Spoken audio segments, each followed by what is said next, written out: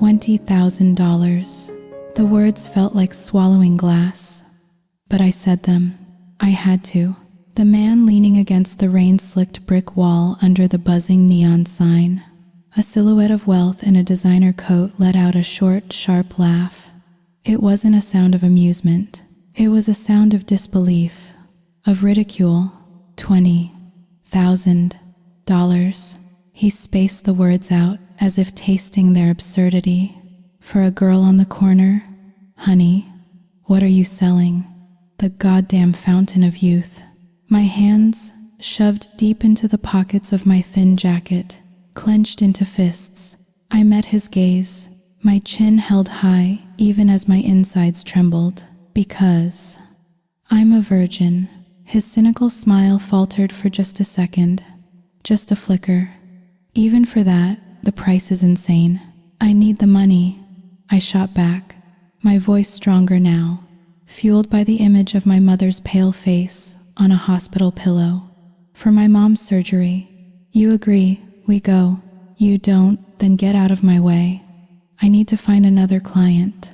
He smirked, a slow, assessing curl of his lips, then tipped his head towards a sleek, black car parked just down the block, its engine purring silently in the damp night air. All right, but you get the money when we're done. No, I said, standing my ground. You transfer it now, then we go. He turned back to face me fully, his eyes narrowing. You think I'm going to scam you? Right now, I don't know who's good and who's bad. This is just business, insurance. He stared at me for a long moment. Then, to my surprise, he nodded. Fine. He pulled out his phone, his thumbs moving deftly across the screen. A few seconds later, my own phone buzzed in my pocket, a notification from my banking app. I pulled it out, my heart pounding against my ribs as I looked at the screen. My breath hitched. You sent 25. A $5,000 tip, he said, his voice a low murmur. Consider it a bonus for the inconvenience.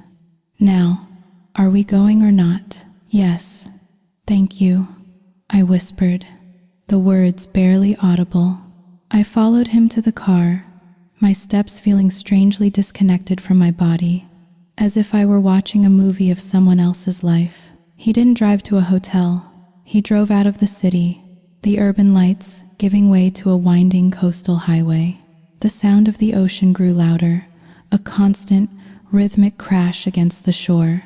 He finally pulled over at a deserted scenic viewpoint, the car facing the vast, black expanse of the Pacific Ocean. He killed the engine. The only sounds were the wind and the waves. He reached into the back and produced a bottle of expensive-looking whiskey. A drink first? He asked, pouring a generous amount into 2 small glasses he'd brought. Yes, I said, my voice tight. But, please, can we be quick? I have to get back to the hospital, to my mom. His gaze lingered on me. I thought I bought you for the night.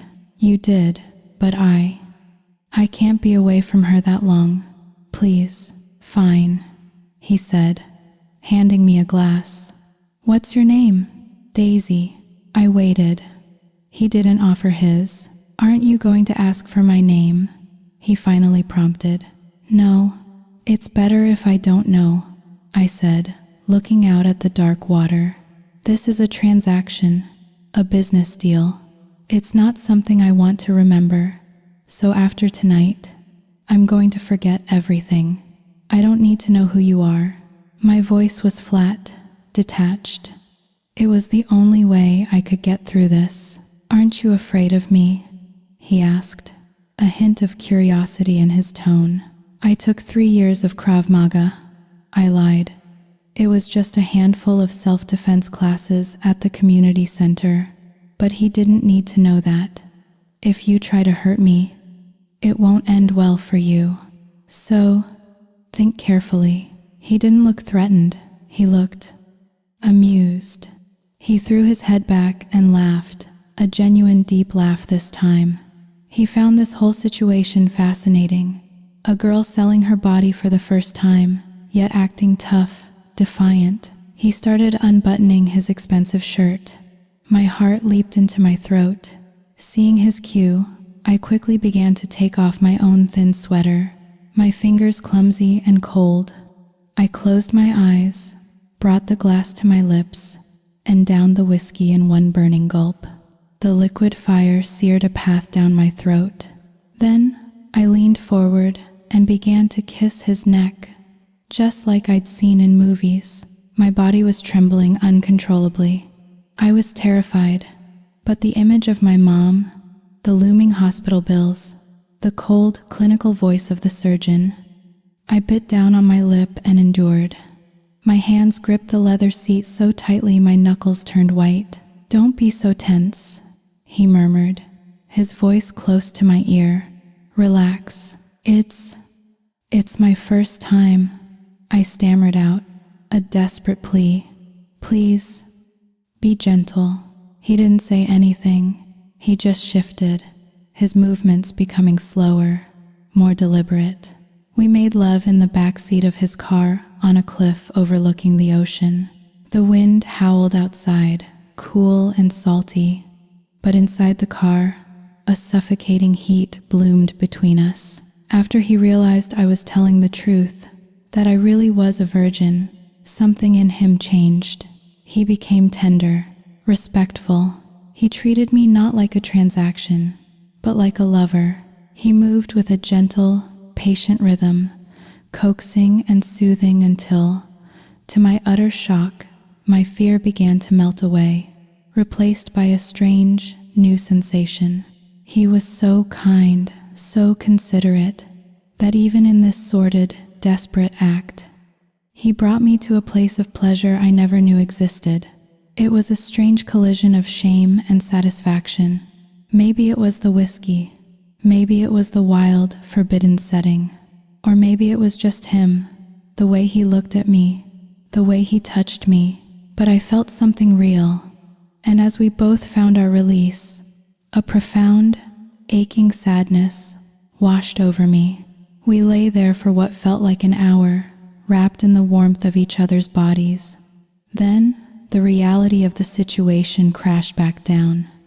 I gently pushed him away and started gathering my clothes. "Leaving so soon?" he asked, his voice soft. "Stay with me until morning. I'll pay you more." "I can't," I said, pulling on my jeans. "I have to go. Thank you for the extra 5,000. I don't have any way to pay you back, so I'm keeping it." I didn't wait for a reply.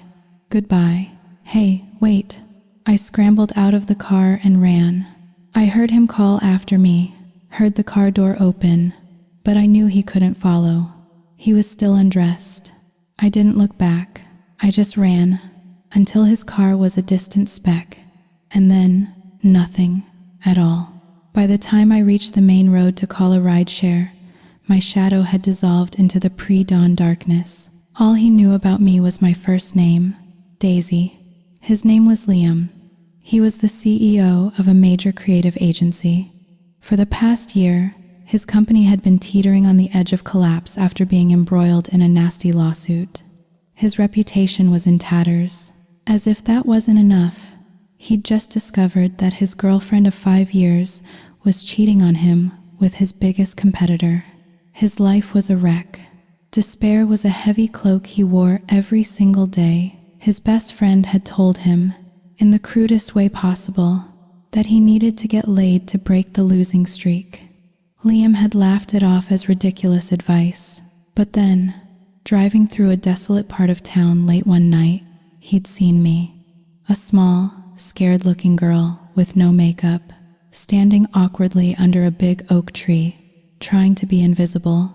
On a whim, a dark, desperate impulse, he had pulled over. He needed an escape. I needed money. The deal was done. $20,000 was an insane price for one night, but he was so numb, so tired of his life, that money had ceased to have any meaning. And when I told him it was for my mother's surgery. Something inside him, a long dormant piece of his humanity, stirred. He transferred the money without a second thought. As for me, I withdrew the cash the next morning and went straight to the hospital. With the money, my mom got her surgery. Her health slowly began to improve. I spent every waking moment at her bedside, changing her IV bags, reading to her, helping her eat. I was so consumed with her recovery that I didn't have a single moment to think about him. From the very beginning, I had framed it in my mind. It was a purchase, a sale, nothing more. It wasn't a romantic story worth remembering. It was a stain on my life, a scar on my soul, and my only goal was to forget it, to bury it so deep it could never surface again. And for a while, I really did forget. For him, things started to change. After that night, his luck turned. His company won the lawsuit, landed a massive new client, and began to thrive more than ever before. Every now and then, he would think of me. But in a world this big, how do you find one girl named Daisy? He drove back to that cliffside viewpoint a few times, hoping, for some absurd reason, that he might see me there. He never did. He'd sigh, running a hand through his hair, cursing himself. Liam, you idiot. Why are you obsessing over a one-night stand? Forget her. You have to forget her. 3 years later, the alarm on my phone blared for the third time before I finally dragged myself out of bed. I padded to the bathroom, brushed my teeth, and washed my face. Then I slipped out of our small apartment, went to the corner bakery to buy a fresh croissant for my mom's breakfast, and came back. Only after she was settled and eating did I change into my own clothes for work. I skipped breakfast. It had become a habit. My name is Daisy. I'm 24 years old now. I was working as a cashier at a grocery store near our apartment complex. With no college degree, I knew this was likely my long-term reality. The job was fine. It paid the bills, and most importantly, it was a 5-minute walk from home. But my life, it seems, is destined for hardship. I was good at my job, always on time, always polite. But then my manager, a greasy man with a cheap wedding ring and cheaper cologne, decided he liked me. He started bringing me lukewarm coffees and stale donuts, his eyes lingering on me in a way that made my skin crawl. I turned him down, politely but firmly. I told him he was married. He didn't care. He kept pushing, his comments becoming more suggestive, his presence more suffocating. Finally, to avoid the drama, to avoid the inevitable explosion, I quit. And it was a good thing I did. The day after I left, his wife showed up at the store, screaming, ready to tear apart whoever was rumored to be sleeping with her husband. If I had still been there, it would have been a disaster. So, I printed out a fresh resume and started looking for a new job. But without a degree, the options were bleak, and I didn't have the luxury of waiting. My mom's health was stable, but she needed daily medication, regular checkups. The bills never stopped. I couldn't afford to be lazy, not even for a day. After a week of dead ends, I was walking downtown when I saw a sign taped to the glass door of a sleek, modern office building. Momentum Creative. Hiring. Cleaning staff. Starting salary. Competitive. Hours. $6 per day. 6 hours a day for a decent wage. It seemed too good to be true. I walked in and asked for an interview. An hour later, I had the job. I'd start with a 1-week trial period to see if it was a good fit. My responsibility was the second floor, the main office space. Someone else handled the ground floor lobby. 3 hours in the morning, 3 in the afternoon, with a long break in the middle. The office was so pristine to begin with that the work wasn't strenuous. I was satisfied. In the evenings, I picked up a waitressing shift at a coffee shop to make ends meet. If I could clear $30,000 a year, my mom and I would be okay. We wouldn't have to rely on my father. My father. I technically have one. But years ago, when he heard my mom was sick, he found a girlfriend. And then, he moved in with her. He told me to my face that he was done with us, that my mom was a burden. In the 6 months she was in the hospital for her surgery and initial recovery, he never visited. Not once. He never gave us a single dollar. I remember tracking him down at his new girlfriend's house, begging him for money. He yelled at me, called me a leech, and slammed the door in my face. With no one left to turn to, with the hospital threatening to halt her treatment, that's when I did what I did. That's when I went to that street corner. The memory of that humiliation, that desperation, has carved a canyon of hatred in my heart for him. I never want to see him again. After a week, I knew the cleaning job was perfect. I signed a 6-month contract. My life fell into a relentless rhythm. Cleaner by day, waitress by night. Work, work, work. That's all there was. I was 24, and I'd never even been on a proper date, but I didn't care. For me, making money to take care of my mom was the only thing that mattered. Everything else was just noise. Time passed. I got my first paycheck from the agency. It was about $1,600. I took it home and gave it all to my mom. The money from the coffee shop was about $900 a month. I kept $200 for myself, for bus fare and necessities. The rest I gave to her to save. It wasn't because I was a cheapskate.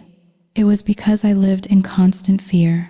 Fear that my mom's illness would return, that we'd be hit with another mountain of medical bills. I remembered that feeling of absolute helplessness, of having no one to turn to. Back then, I had something to sell. What do I have left to sell now? Nothing. I wanted to save enough so we could be stable, so I could throw it in my father's face one day and show him that we were fine without him. We were better without him. That thought fueled me. It made me work harder, save more fiercely. My life was programmed like a machine.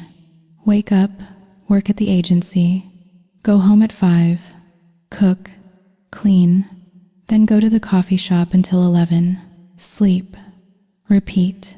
I owned 3 pairs of jeans and 5 shirts, 1 pair of worn-out sneakers. My mom, seeing how I lived, started to worry. Daisy, honey, please, go buy yourself some new clothes. These are all so worn out. They're not worn out, Mom. They're fine. Fine. The denim on your jeans is practically white. Here. She tried to press $200 into my hand. You give me almost everything you earn. We have enough in savings. Please, go buy something nice for yourself. You're a young woman, not an old woman like me. How am I ever going to get a son-in-law if you dress like this? I'm still young, Mom, I chuckled. You'll get one in a few years. My clothes are fine. You keep the money. If I need something, I'll ask you. You're 24. That's marrying age. Mom, it's not the 1,950 seconds. 24 is practically a baby. I'm thinking. 28. That gives you 4 more years to relax. 28. By 28, you'll be an old maid. No way. Your daughter is gorgeous, remember? I absolutely refused to take the money. She eventually gave up, but she was stubborn. A few days later, she went to a department store herself. She bought me a few new blouses and a pair of jeans, brought them home, cut off all the tags, and threw them straight into the washing machine. I was forced to wear new clothes. I couldn't return them. Liam had just returned from a business trip. His assistant, Leo, picked him up from the airport. You're back. I thought you weren't coming until next week. I missed you, Leo, Liam said with a completely straight face. Leo flinched. What did you just say? You just gave me goosebumps all over. I said, I missed you. Did you hear me clearly? Yeah, I heard you. And just so we're clear, I don't swing that way. And even if I did, you are definitely not my type. Got it? What's wrong with me? Liam pressed, enjoying this. Tell me. Oh my God, stop it. Seriously, can you just dial it down? Please? Fine, fine. I'll stop teasing you. Liam laughed. So, what's the news at the office? Good news. The Sterling Corp account. They signed. We're going to be swamped for the next few months. Excellent. And what about Northwood Ventures? Northwood. They said they'll talk when you get back. You know how their VP, Rebecca, is. Liam's brow furrowed. She's waiting for me. Specifically, well, you know Rebecca has a thing for you. Of course. She wants to negotiate with you in person. You think she and I would be a good match, don't you? Liam said, a sour note in his voice. Hey, I'm just saying. A man needs a woman with some meat on her bones. Something to hold on to. You and your ridiculous theories, Liam grumbled. Let me be clear. Even if I were dying of loneliness, I would never, ever be interested in a woman like her. So, stop playing matchmaker. Understood? Yes, I get it. I was on the second floor, polishing the glass walls of a conference room, when Maria, the cleaner from the first floor, came up to give me a heads up. Hey, the big boss is back today. Let's make sure everything is extra spotless, okay? Oh, okay. Thanks for letting me know, I said. It suddenly occurred to me that I'd been working here for almost 2 months and had never once seen the CEO. Maria had told me stories about him, that he was devastatingly handsome, but cold and distant. I was curious. I wanted to see this famously handsome and aloof man for myself. Just a peek. As I was cleaning the main lounge area, 2 women from the design department, Heather and Jessica, rushed in. They weren't there to work, they were there to primp. How's this lipstick shade? Too much? No, it's perfect. Is my hair straight? No flyaways. You look amazing. The boss is rarely here. We have to look perfect, just in case he notices us. My boss, you mean? Heather said playfully. Oh, please, stop dreaming. He's not into you. He's into me. In what universe is he into you? Just like that, they started bickering. I couldn't believe it. What was so special about this CEO that he turned grown women into squabbling teenagers? Their argument dragged on, so I finally approached them, my voice gentle. Excuse me, could you please step outside? I need to finish cleaning the floor. They both turned on me at once, their frustration redirected. What's your attitude? Heather snapped. You're just the help. Do you have any idea who we are? I could have you fired. Right now. Her voice dripped with such contempt that a hot flash of anger shot through me. But I needed this job, so I swallowed my pride. I forced my voice to remain calm. I don't have an attitude.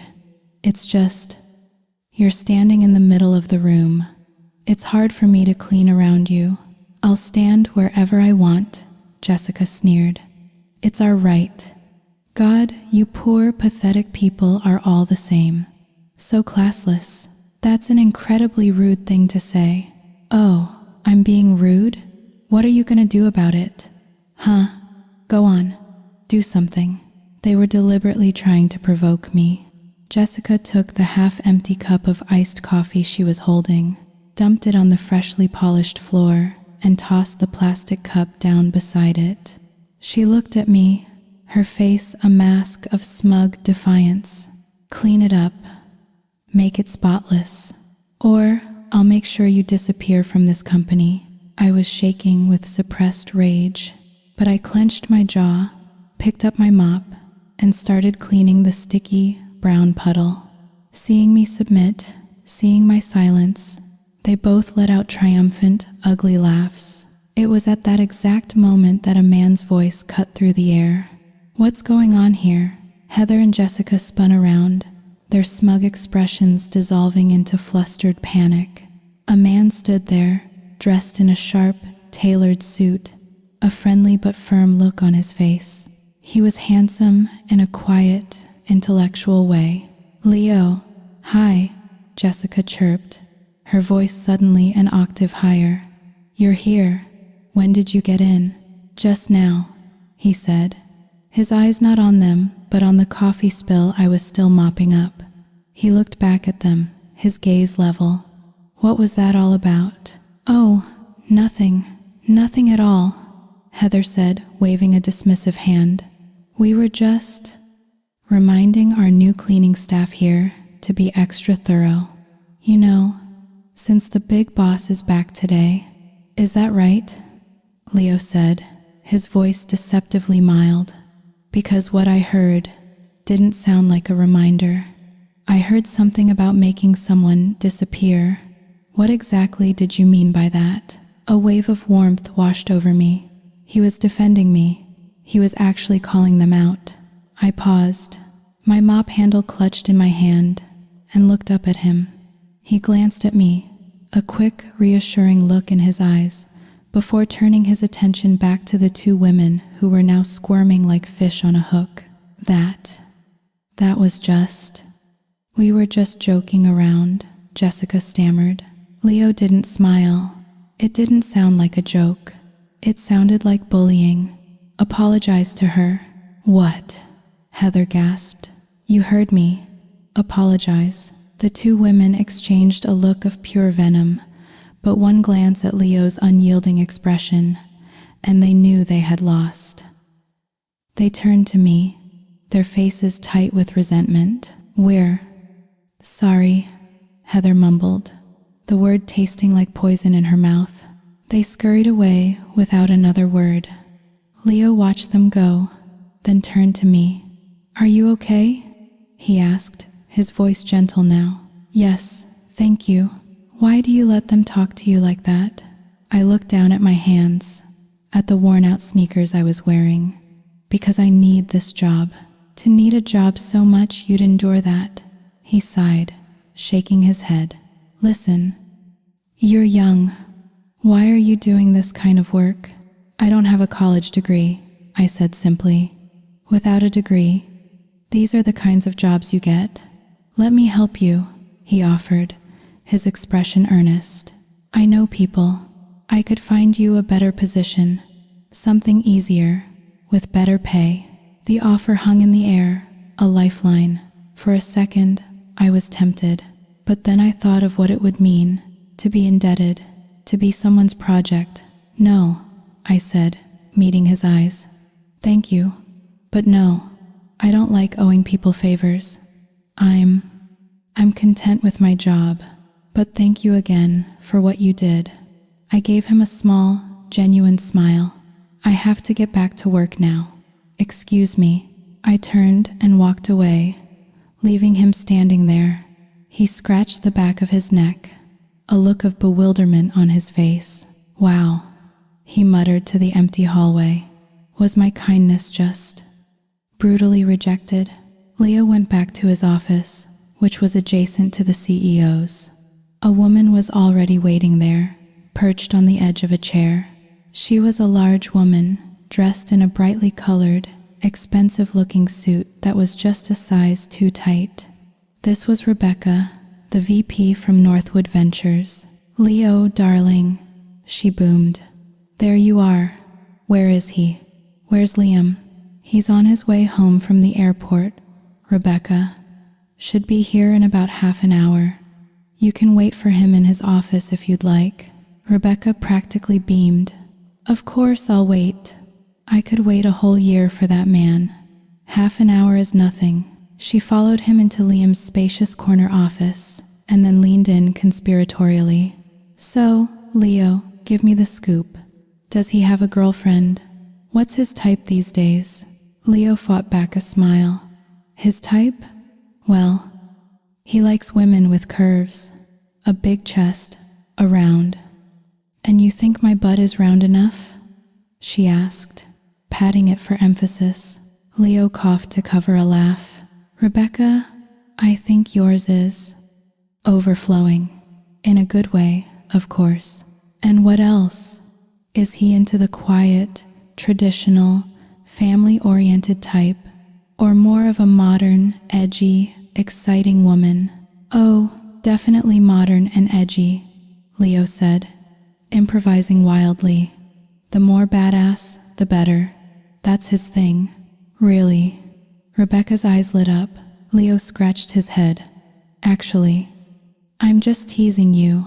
I have no idea. You'll have to figure that out for yourself. Oh, you. You almost had me convinced. Just then, the door opened, and Liam walked in. He stopped when he saw Rebecca, his face a mask of cool indifference. Liam, you're here, Rebecca gushed, standing up. I've been waiting for you. I see that, he said, his voice flat. He walked to his desk and sat down without even taking off his coat. Let's get this over with. While Liam went over the contract details, Rebecca's eyes were glued to his face. She didn't hear a word, he said. Leo, seeing this, gently cleared his throat. Rebecca, you might want to look at the actual contract. You can't learn the terms and conditions by staring at Liam's face. She waved a hand dismissively. Whatever Liam says, I agree to. It's fine, darling. No need to worry. She picked up the pen and signed her name with a flourish. She was so infatuated, she was practically delirious. Contract signed. Liam stood up. Rebecca immediately shot up and grabbed his arm. Liam, where are you going? I have things to do. You're welcome to stay and enjoy the office. But wait, I thought, now that the contract is signed, we could go out for coffee to celebrate our new partnership. Liam looked down at her hand on his arm, then back up at her face. I said that. When? Well, you didn't say it, but isn't that what people do? Don't you? Don't you like me? Liam stared at her for a long, cold moment. Then he said, his voice quiet but incredibly sharp, we can talk about it when you lose some weight. Say, 70-80 pounds. Let me know when you get there. He pulled his arm free and walked out of the room. Rebecca just stood there, frozen. Her mouth opened and closed, but no sound came out. Lose weight, she thought, her mind reeling. How much weight? Leo, feeling immensely sorry for her, walked over. His ideal is probably around 110, 120 pounds. Rebecca's eyes widened in horror. She weighed over 200. She would have to lose almost half her body weight. But that's impossible, she whispered. I can't. And then she burst into tears, wailing right there in the CEO's office. Leo didn't know what to do, what to say. He just stood there, running a hand through his hair, muttering under his breath, Damn it, Liam.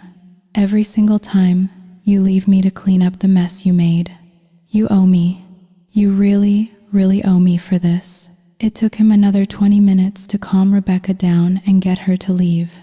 He was exhausted. Later that day, I was pushing a large cart of cleaning supplies towards the service elevator to take it down to the ground floor. As I was about to go in, one of the office assistants stopped me. Hey, that's the employee elevator. You need to use the service elevator, number 2. Over there. I looked up and saw she was right. Oh, sorry. My mistake. I started to awkwardly pull the heavy cart back out, and that's when I ran into him again. The kind man from this morning. Leo, we meet again, he said with a smile. Hi. Excuse me, I just need to get this cart out of the way. I used the wrong elevator. It's fine, he said, stepping into the elevator with me. Just use this one. The assistant who had stopped me looked hesitant. But Leo, this is for company employees. The cleaning staff is supposed to. It's okay, he cut her off, his voice firm but polite. Someone made a mistake. Let's just let them go. I give my permission. Is that all right? Oh, yes, if you say so. Leo pressed the button to close the doors. The elevator started its smooth descent. I kept my head down, but I could feel him looking at me. This time, up close, he really studied my face. I could almost hear him thinking, "She's actually very pretty," his gaze seemed to say. A simple, unadorned beauty, without a trace of makeup, a clear complexion, delicate features. If she dressed up, put on some makeup, she'd be a knockout. The elevator doors opened on the ground floor. Before I could even move, he grabbed the handle of my cart and pulled it out into the lobby for me, much to the surprise of the assistant who had followed us down. I started to push the cart away towards the storage room where Maria was waiting. "Hey," he called after me. "Don't you know how to say thank you?" I stopped, but didn't turn around. "Thank you," I said, my voice grudging, and kept walking. From behind me, I heard him chuckle softly. He stood there for a moment, watching me go. No woman had ever been so completely indifferent to him. There was something special about this girl, something that, against all logic, was drawing him in. "I'll deal with my work first," he thought. "Then, I'll find her again." When I got to the storage room, Maria was already there. "Hey, you took elevator number 1. Are you crazy? If someone important sees you, you get fined." "I know, I made a mistake," I explained. "But that guy, the one with the glasses, he said it was okay." "You mean Leo, the CEO's executive assistant?" "Yeah, that's him." "Wow, you got lucky," Maria said, shaking her head. "Last time I made that mistake, they docked $100 from my paycheck. It's so not fair." "Maybe it's because you weren't in the elevator with him," I reasoned. "Just bad luck, I guess." Maria said, looking at me with a new, speculative light in her eyes. "Or maybe he likes you." I laughed out loud. "Likes me? Just for that? That's the most ridiculous thing I've ever heard." "Why is it ridiculous? You're beautiful, Daisy." She leaned closer, studying my face. "No, you know what? You're not just beautiful, you're stunning. Seriously, in this whole company, I haven't seen a single employee as pretty as you. There are lots of pretty people here, Maria, but not like you," she insisted. "You're the prettiest." "Well, you're the prettiest too," I teased back. "So we're both the prettiest, then," she giggled. We were laughing and joking around when they appeared. Heather and Jessica, the 2 bullies from this morning. They stood in the doorway, blocking our path, their arms crossed. Well, look who it is," Heather sneered. "Because of her, I got chewed out by Leo. I'm still pissed. Maria and I knew these 2 were trouble. We didn't say a word." "Let's just go, Maria," I whispered, grabbing the cart. "Ignore them." "Yeah, let's go. These 2 are crazy. Don't even look at them." I pushed the cart to go past them. Maria followed behind me with a bag of supplies. I didn't want any more trouble, so I started walking faster. I glanced back over my shoulder to see if they were following us. They were. Cursing under my breath, I picked up my pace even more, but I was so focused on looking behind me, I wasn't looking where I was going. I crashed headlong into a man walking around the corner. The impact sent him stumbling backward, his feet tangling, and he fell flat on his butt with a loud thud.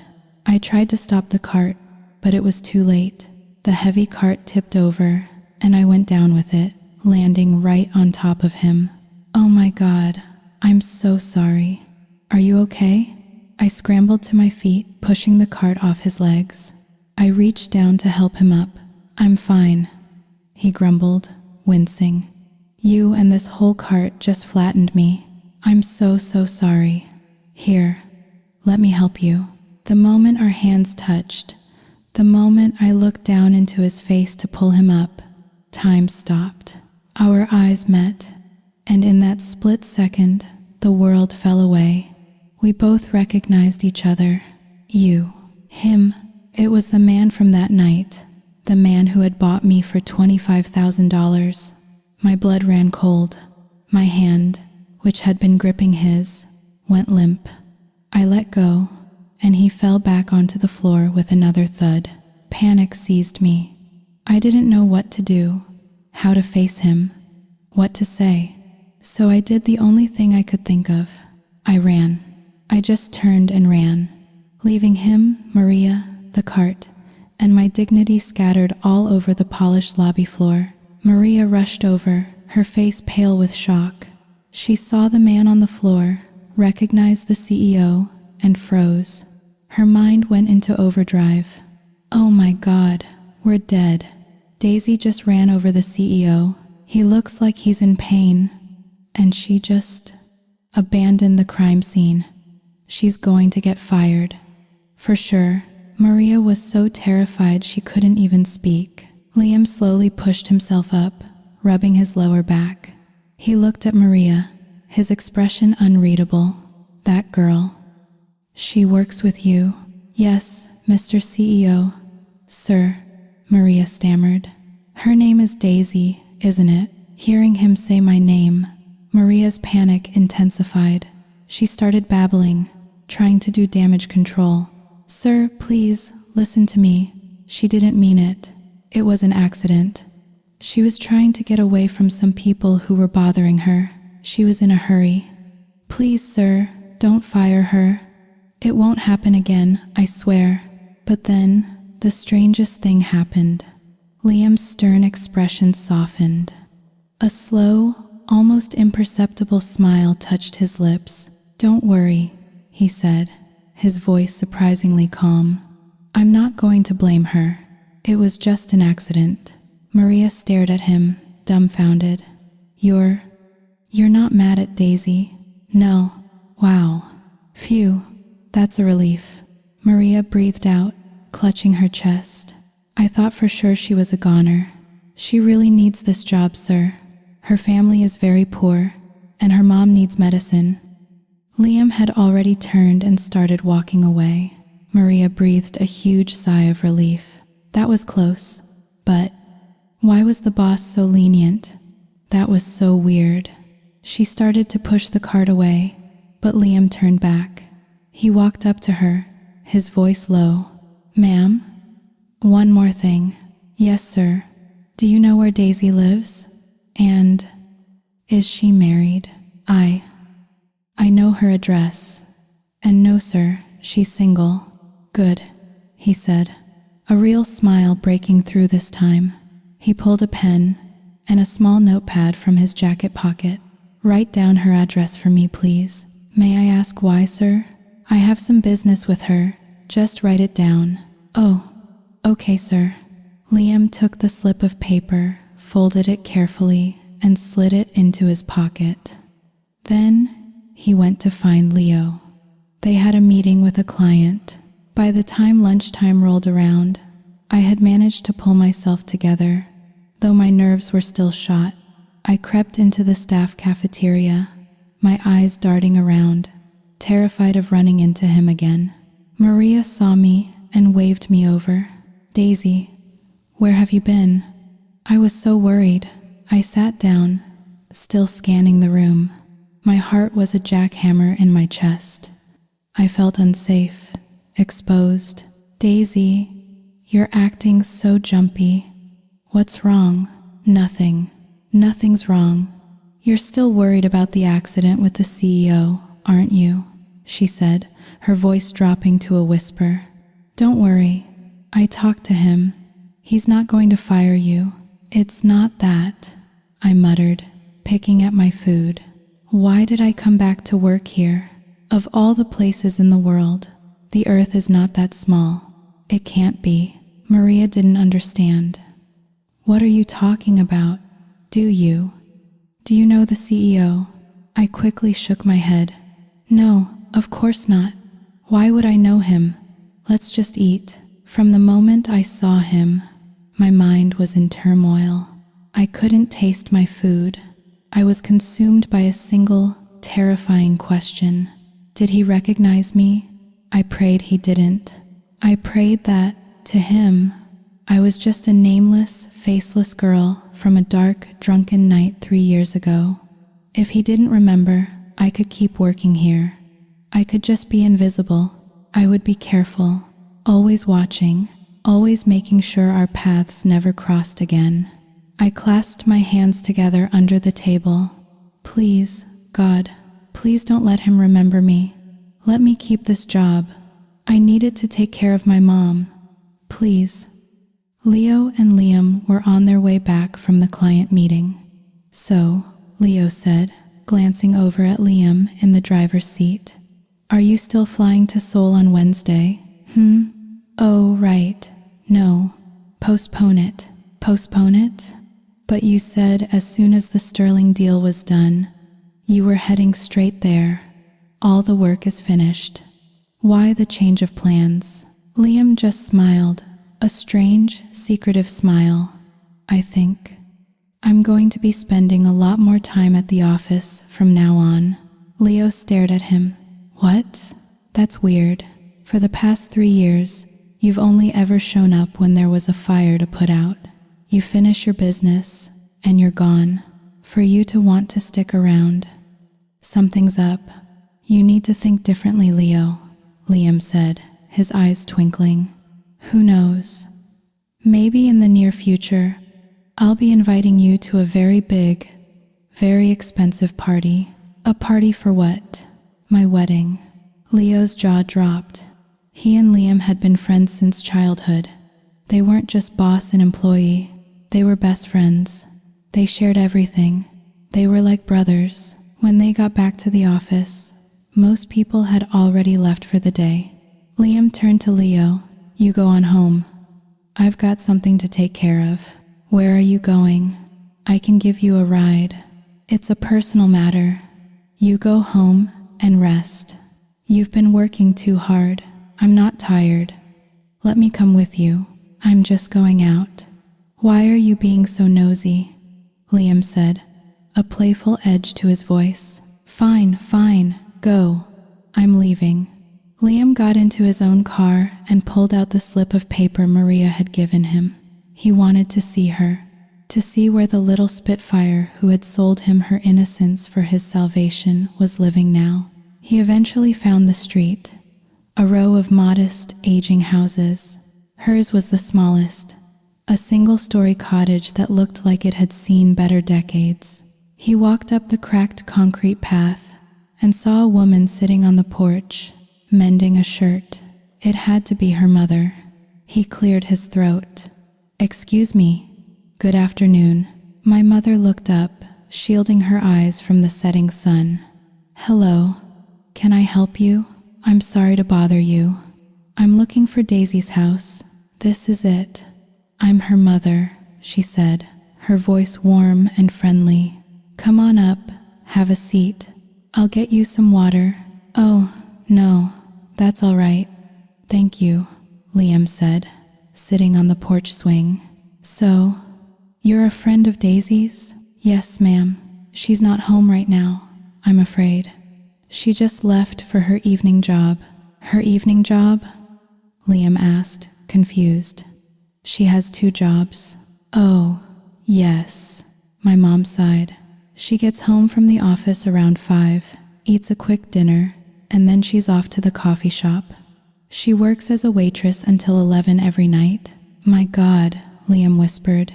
She works that much? I tell her to slow down, to just work the one job and rest in the evenings. But she won't listen, my mom said, a mixture of pride and worry in her voice. She's a stubborn one, my Daisy. I worry about her. She gets so tired. I understand, Liam said softly. Could you give me the address of the coffee shop? Of course. Let me just get a piece of paper. It's not far from here. She came back and handed him the address. Thank you so much, ma'am, Liam said. Oh, and I came in such a hurry. I didn't have time to bring a proper gift.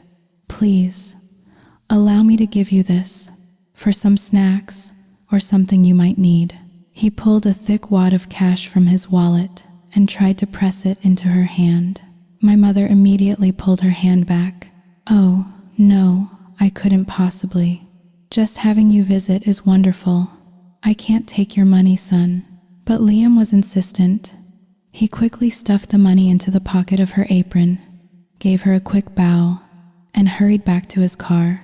"Wait, young man," my mother called after him, but he was already driving away. She pulled the money out of her pocket, a thick roll of $100 bills. "What a thoughtful young man," she thought. I didn't even get his name. Liam drove to the coffee shop. He parked across the street and just watched. Through the large glass window, he saw her, wiping down tables. Her face, her posture. It was exactly as he remembered, unchanged after 3 years. That same trace of sadness in her eyes, a look that could break a man's heart. I was in the back, restocking cups, when my boss called out, "Daisy, customer at table 4. "Coming," I called back. I walked out to the front, notepad in hand, ready to take an order. And then I saw him. I froze. My hands started to shake. Oh God, not here too. First at the office, now here. What cosmic joke is this? This can't be happening. My first instinct was to run, but I knew that wasn't an option. Maybe it's a coincidence, I told myself. Maybe he's just here for coffee. He might not have come here looking for me. It's been 3 years. He was drunk that night. He doesn't remember me. He can't possibly remember me. Just act normal. Act like you've never seen him before. I quickly grabbed a disposable face mask from behind the counter and put it on, hoping it would hide my identity. Then I walked over to his table. "Good evening. What can I get for you?" "A hot latte, please." "Of course. Be right back." I walked straight to the staff bathroom and splashed cold water on my face. He didn't recognize me. It's just a coincidence. My heart was pounding so hard I thought it would burst. I was so flustered, I completely forgot to make his drink. My boss, seeing me just standing there, came over. "What did he order?" "Huh? Oh, My mind was a complete blank. "Are you feeling okay, Daisy? You look pale." "No, I'm fine." He ordered an iced latte. "Okay." A few minutes later, the drink was ready. I carried it out to his table. "Here's your coffee, sir." I put it down and turned to leave, but his voice stopped me dead in my tracks. "Excuse me, miss." My whole body went rigid. He knows. He recognized me. I'm done for. I turned around slowly. "Yes? Is there a problem?" I ordered a hot latte. "This is iced." I looked down at the cup. He was right. Damn it. Was I so nervous that I completely misheard him? "Oh, I'm so sorry. I'll go make you another one right away." I reached for the iced latte, but he put his hand on my arm to stop me. "It's okay," he said, his voice gentle. "I could use a change of pace. I'll drink this. No need to make another one." "Okay. Thank you." From that moment on, I hid in the back. I didn't dare go out to the front to clear tables. My boss noticed. "What's wrong, Daisy? Do you know that guy?" It's complicated, ma'am." "Complicated how?" I need to avoid him. Can you please clear the tables for me? Just for tonight. Please?" She looked at me, then at him, a curious expression on her face. "Okay, you stay back here. I'll take care of the front." Liam sat there, sipping his iced latte, a small smile playing on his lips. He could see me, trying to hide behind the espresso machine. He found it endearing. Suddenly, he felt a sense of peace he hadn't felt in years. The coffee, though not what he ordered, tasted exceptionally good. He watched as my boss cleared the tables. He called her over. "Excuse me, ma'am." "Yes? What can I get for you? Could I get another iced latte? And could you have your other waitress bring it out to me?" "You mean Daisy?" "Yes. Please have her bring it to me." "All right." One moment. My boss came back to the kitchen. "Daisy, he wants another coffee. And he specifically asked for you to take it to him." "He did. He said my name." "No, but he pointed at you. He said, 'The other waitress.'" "Oh God. So he does recognize me." "It's over. How could he remember after 3 years?" My face felt hot with shame. What did we even talk about that night? Did I tell him my name was Daisy? I must have. This is a disaster. What do I do? What do I do? And then an idea came to me. Denial. Complete and total denial. I would pretend I had no idea who he was. I would deny everything. I took a deep breath, composed myself, and carried the second iced latte out to his table. "Your coffee, sir." Just as I had expected, he looked up at me and smiled. "It's been a while. You're looking well, Daisy." I feigned surprise. "I'm sorry. Do I know you?" "We met about 3 years ago." His voice was low, intimate, on a cliff, in a car. "I'm sorry," I said, my voice cold and steady. "I have no memory of that. I've never met anyone on a cliff. You must have me confused with someone else." "It was you," he insisted. "You haven't changed at all. How could I be mistaken? You don't recognize me?" "No, I don't know you." "Who are you?" "You don't know me. Then why did you run away when you saw me at the office the other day?" I was scared I was going to be fired. Any employee who crashes into the CEO and knocks him over would be scared. It had nothing to do with you personally. "You're lying," he said, but his voice was soft, not accusatory. "You recognized me. That's why you ran. That's why you're so nervous now. Just admit it." "I'm not going to do anything." I kept denying it. No matter what he said, I shook my head. I played dumb. He eventually gave up trying to convince me, but he didn't leave. He just sat there, nursing his coffee, until it was closing time. When I finally locked up the shop, he was waiting for me outside. "Daisy, let me give you a ride home." "No, thank you. I can walk." "It's 11 o'clock at night. It's not safe for you to walk home alone. Let me drive you." I didn't say anything. I just started walking. He fell into step beside me. "I won't charge you for the ride," he said, trying to joke. I finally snapped. I spun around, my voice sharp. "Can you just shut up?" I said no. That means no. But Liam was persistent. He just kept walking beside me. He didn't understand it himself. For years, he was the one who was cold, who was aloof. He was the one who pushed away the women who pursued him. But tonight, here he was, trailing after a girl who was insulting him, who was actively trying to get away from him. Where was his pride? "I'm just trying to look out for you," he said. "It's late. A woman walking alone, this late at night.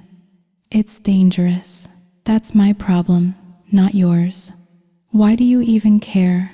"I don't know," he admitted, his voice barely a whisper. I couldn't forget you. It's been 3 years, but I still remember you." "Well, I don't remember you. For me, when something is over, it's over. I forget. So stop bringing it up.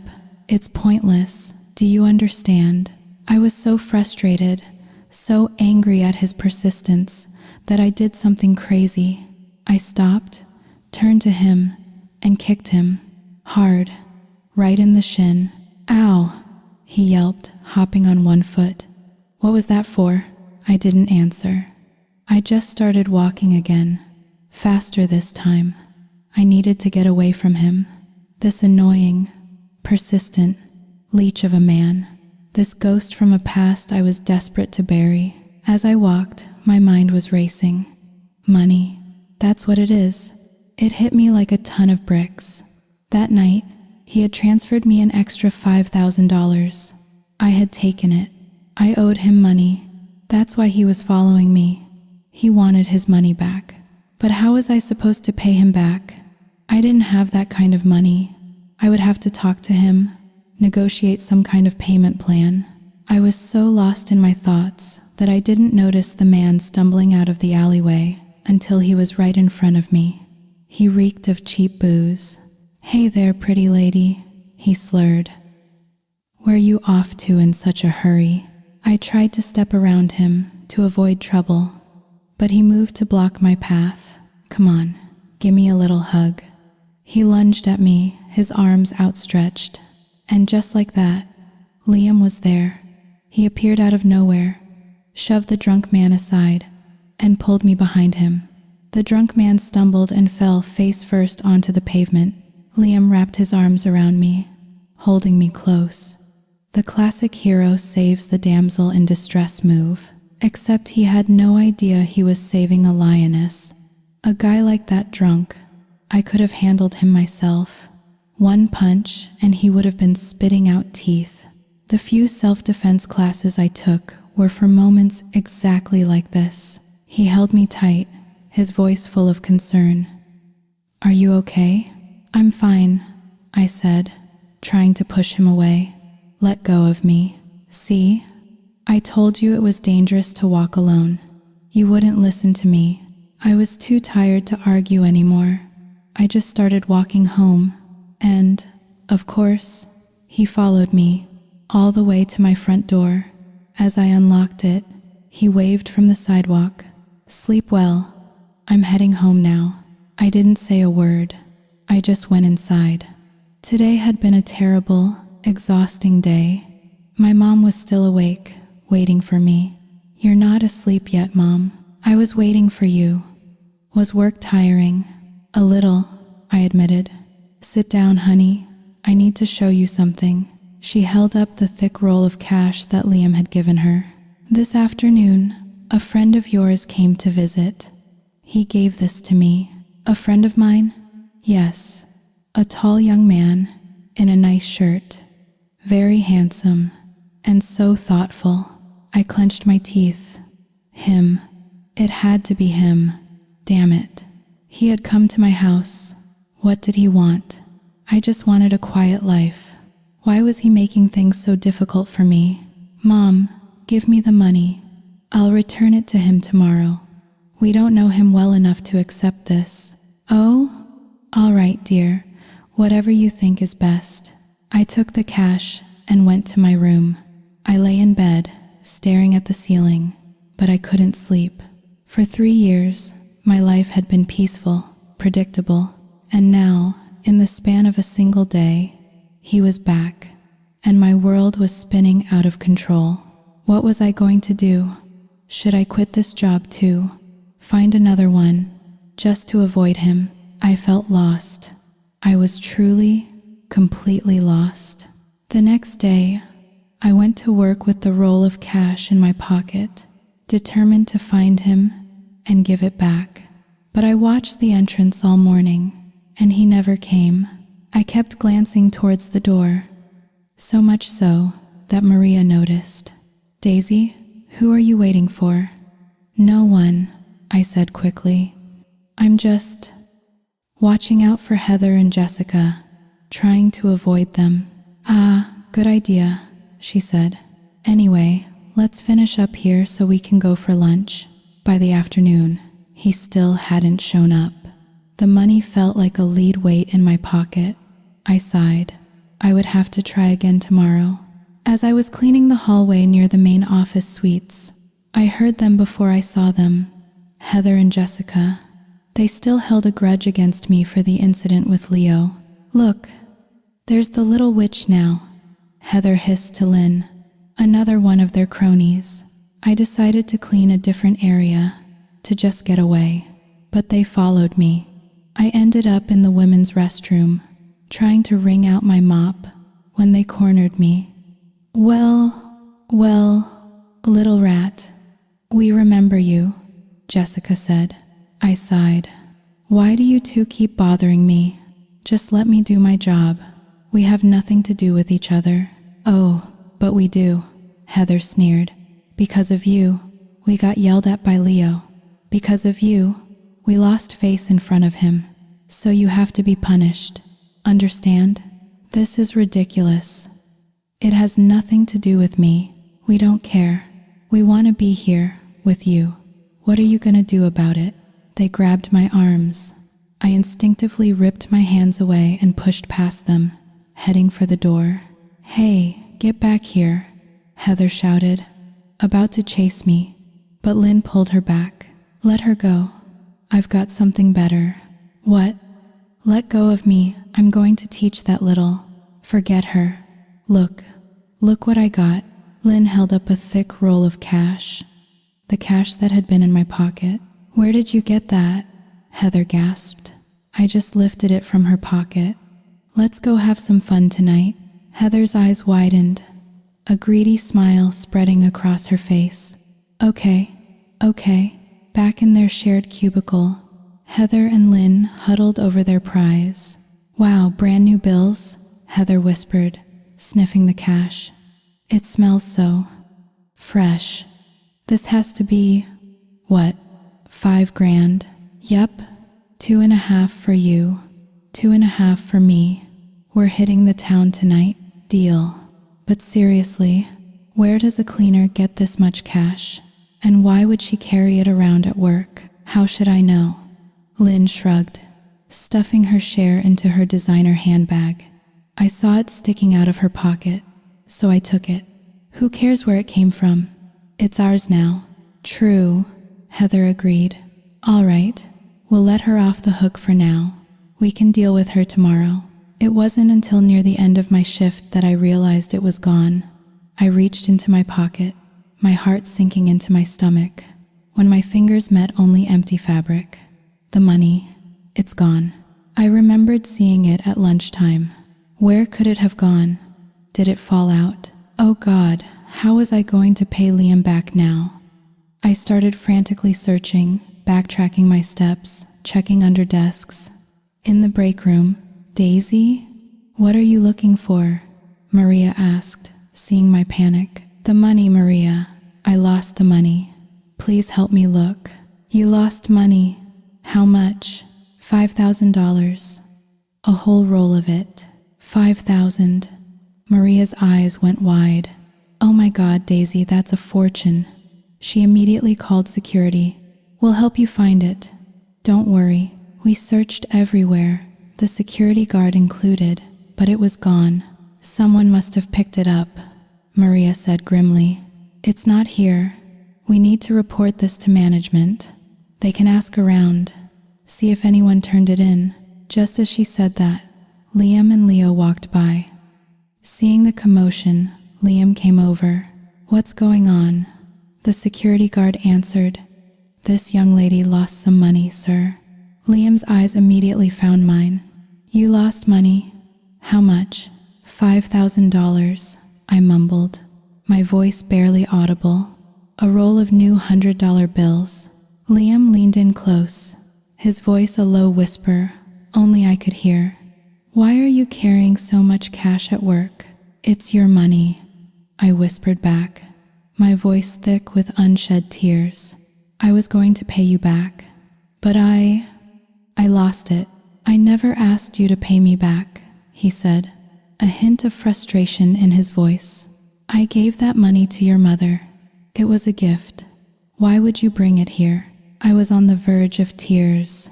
I'm sorry. Forget it, he said, his voice softening. Don't look for it. I'll replace it. You're crazy, I shot back, mortified. I can't take more of your money. He turned to Leo. Leo, have security check the cameras and put out a notice to all departments. If anyone found the money and doesn't return it, they're fired. Immediately. Right away, sir. And if you still can't find the person who took it, take the money from my account and give it to her. Leo, who had no idea about our history, stared at him, completely baffled. Sir, are you serious? You're going to just give her $5,000? She works a hard job for little pay. Of course, I'm going to help her. Just do it. No, I said, my voice louder than I intended. Everyone turned to look at me. No, I won't take your money. Please, sir, don't put me in such a difficult position. Leo nodded in agreement. She's right, Liam. You're making her uncomfortable. Liam looked annoyed, but he finally relented. He gave a curt nod and stalked off towards his office. Leo went to make the announcement. No one came forward. Security began a sweep of the offices, checking bags and desks. When they got to the design department, they found a large amount of cash in Heather's purse. Ma'am, why are you carrying so much cash to work? The guard asked. Heather, cool as a cucumber, just sneered. Are you serious? You poor people have probably never seen $2,500 in your life. Let me tell you something. I always carry a few grand with me. This purse alone is worth more than your entire year's salary. So be careful with it. You scratch it, you can't afford to replace it. Leo, who was supervising the search, stepped in. That's enough, Heather. He's just doing his job. There's no need for that kind of attitude. He's accusing me of being a thief. No, he's not. He's just asking a question. If you didn't take it, you have nothing to worry about. They found a similar amount in Lynn's bag, but without proof, no one could accuse them of anything. The money was never found. Everyone else went home. I just sat on a bench in the empty lobby, my head in my hands. Leo came and sat down beside me. We couldn't find it, he said gently. Are you sure you don't remember where you might have left it? I don't know. I just know I had it at lunch. After that, it's a blur. Why were you carrying that much cash? In a place like this, with so many people, you can't know who to trust. I was paying back a debt, I said, my voice hollow. It wasn't even my money. Do you need it urgently? I can lend it to you. Give me your bank details. I'll transfer it right now. No, I said, standing up. Thank you, but no. I don't like being in debt to people. I managed a weak smile. Tell the CEO. Thank you for trying to help. I'm going home now. Good night. Leo watched me walk away, a thoughtful expression on his face. He had never met a woman like me. Every other woman he knew was obsessed with money.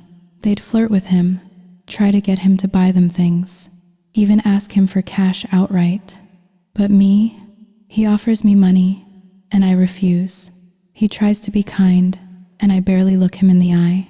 I was a puzzle, and he was becoming more and more intrigued. He realized, with a pang of regret, that he had forgotten to ask for my number. He went up to Liam's office. No luck. We checked the security footage too. Nothing. Let me see the raw footage, Liam said. I'll look through it myself when I have time. There's nothing to see, Liam. But I heard that Heather and Lynn from the design department have had some issues with Daisy. I know. When we searched their bags, did you find anything unusual? Yes, Leo said, his brow furrowing as he thought back. Heather had $2,500 in cash, and so did Lynn. Add that together, it's $5,000. Exactly what I was thinking, Liam said, a grim look on his face. You think they work together? It seems likely, but without proof, what can we do? Tomorrow, when they come in, bring them to my office. And if they deny it, what then? I have my ways, Liam said, a cold glint in his eye. He stood up. All right, let's go home. I have to go. Drink some coffee.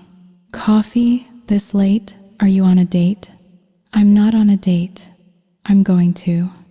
Watch someone. Watch someone? Who? None of your business. Stop being so nosy. Liam drove home, showered, and stood in front of his closet, paralyzed by indecision. A suit, too formal. A white shirt, too plain. A patterned shirt, too loud. He finally chose an outfit, but then he couldn't decide on which shoes, which watch, which cologne to wear. He felt like a teenager going on his first date. I went home and ate dinner with my mom, but I couldn't bring myself to tell her about the lost money. She would be so upset.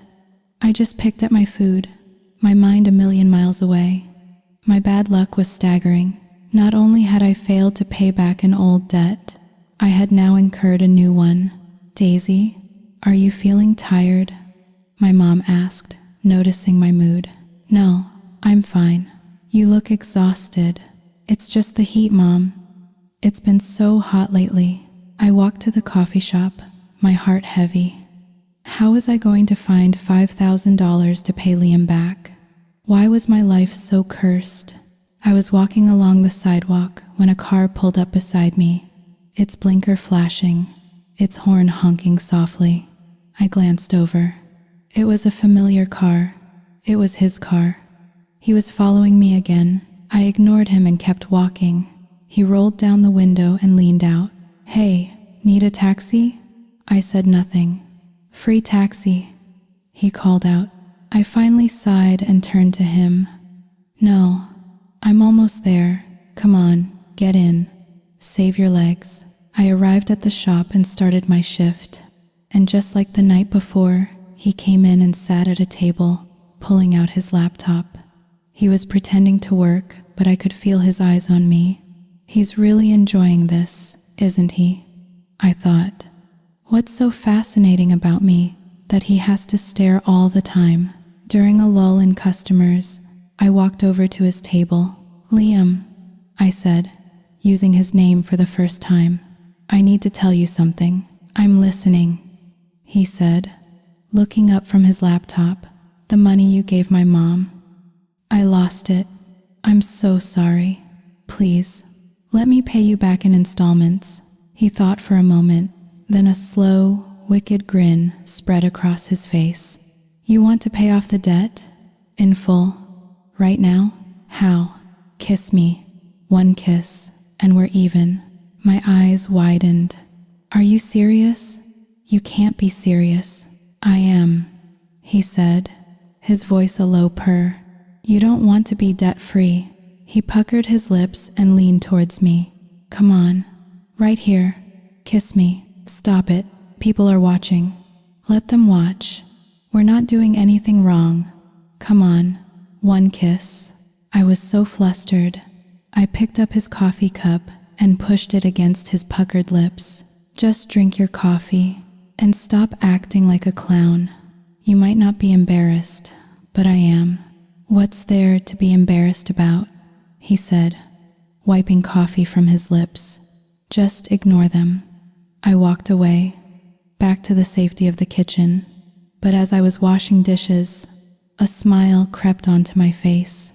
I thought about the CEO of a massive company, pouting and asking for a kiss in the middle of a coffee shop. There was something undeniably sweet about him, a kind, gentle heart hidden beneath that powerful exterior. And I realized something. I didn't need to avoid him anymore. What happened in the past happened. It was over. I could let it go. From this day forward, I could start fresh. A new life, a new job, a new something. I worked until closing time. He was still there. We're closing, I said, walking over to his table. I was waiting for you, he said, packing up his laptop. We can go home together. Your house is far from here. You should go. I can walk. It's only a 5-minute walk. I'm not letting you walk alone. It's not safe. We argued back and forth until he finally stood up to pay. You don't have to pay, I said. It's on me. His face lit up. His eyes crinkled at the corners as he broke into a huge, genuine smile. Really? You're treating me? Yes, now go home. He practically skipped out of the shop.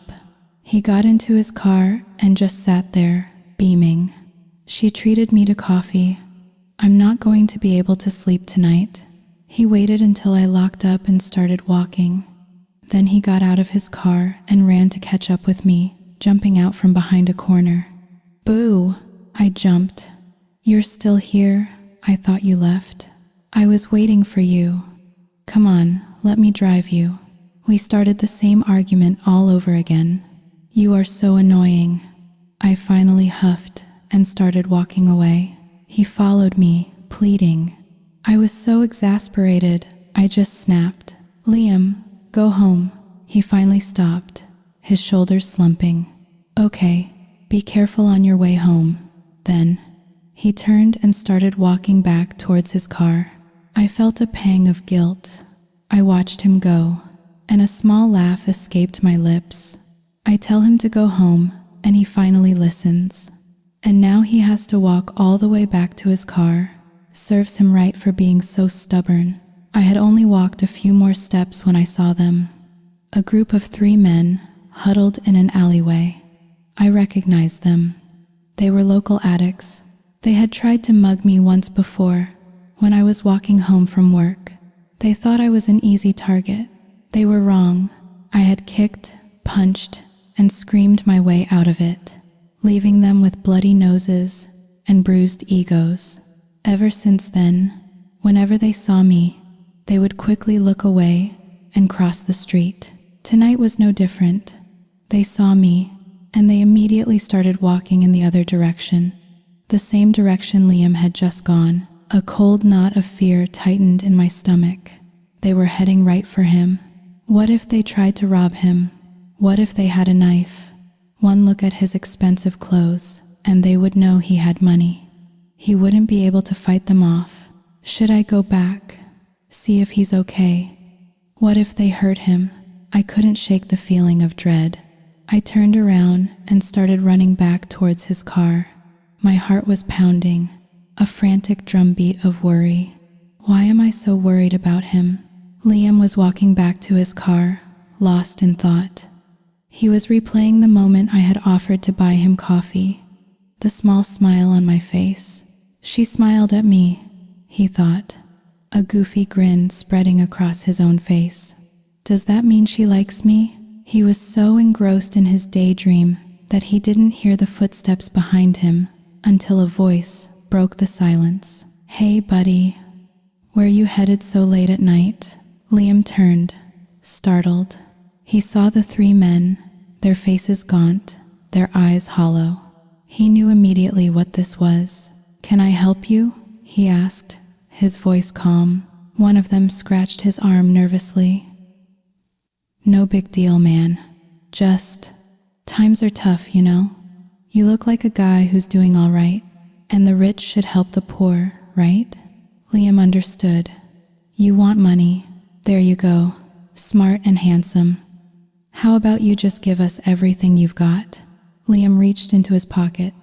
I don't carry cash, but I can transfer you some money. Another one pulled out a dirty needle, its tip glinting in the dim streetlight. You think we're stupid. Give us the cash, now, or you're getting a little poke. But Liam was stubborn. He stood his ground. He even started lecturing them. I told you, I don't have any cash. If you want to stab me, go ahead. But there will be consequences.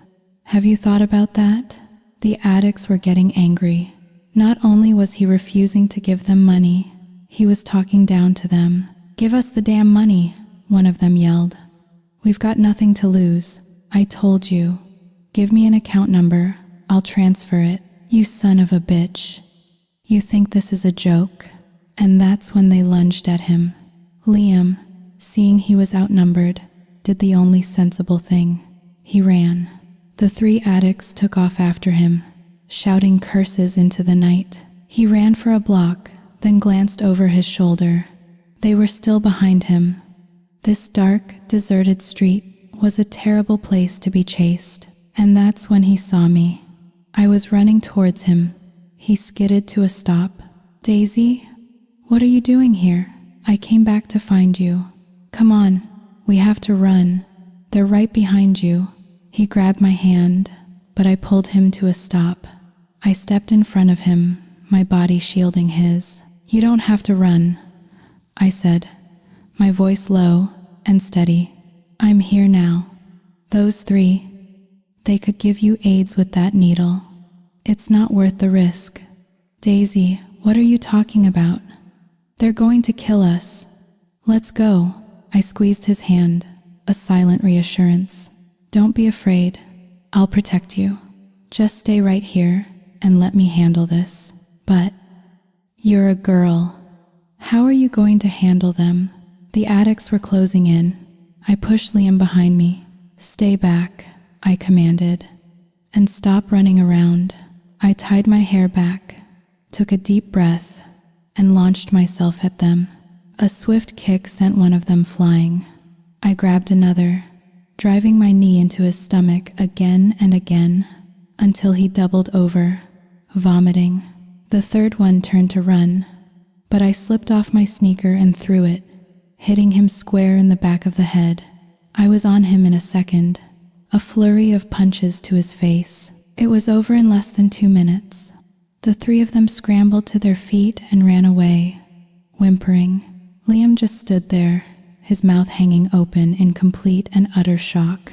He stared at me as if he was seeing me for the first time. "Oh my God," he thought. "I've found her. The one. The queen of my heart. My love. She's a total badass. My idol."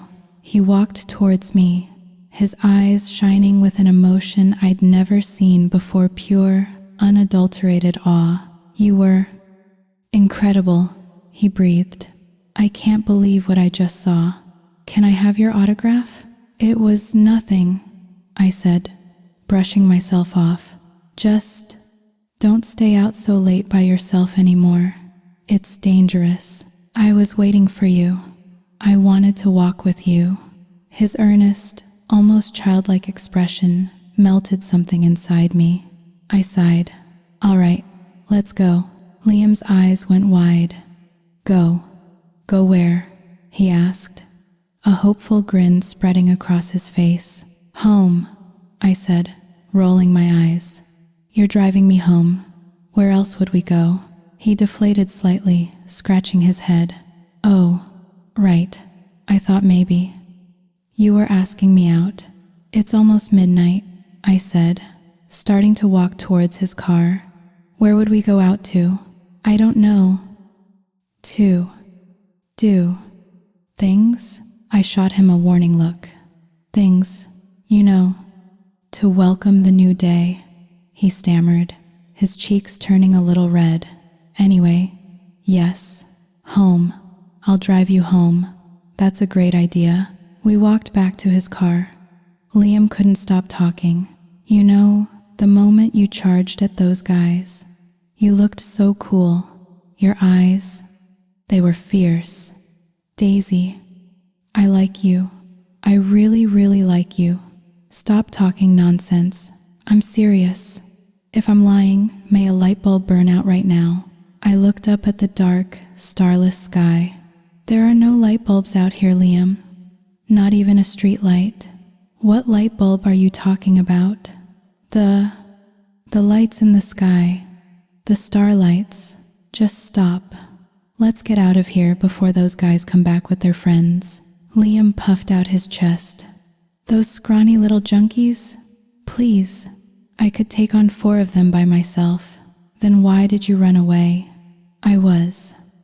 I was doing them a favor," he said, his voice full of bluster. "Look at them. So skinny and unhealthy. They obviously don't get enough exercise.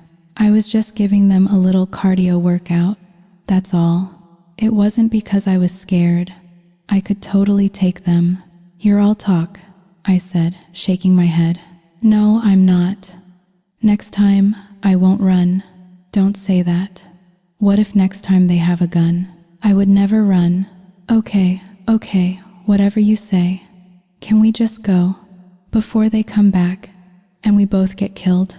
We had only taken a few more steps when we heard them shouting, and this time there were more of them. We peered around the corner and saw the original 3, but now they had backup. At least 10 guys, all of them looking strung out and angry.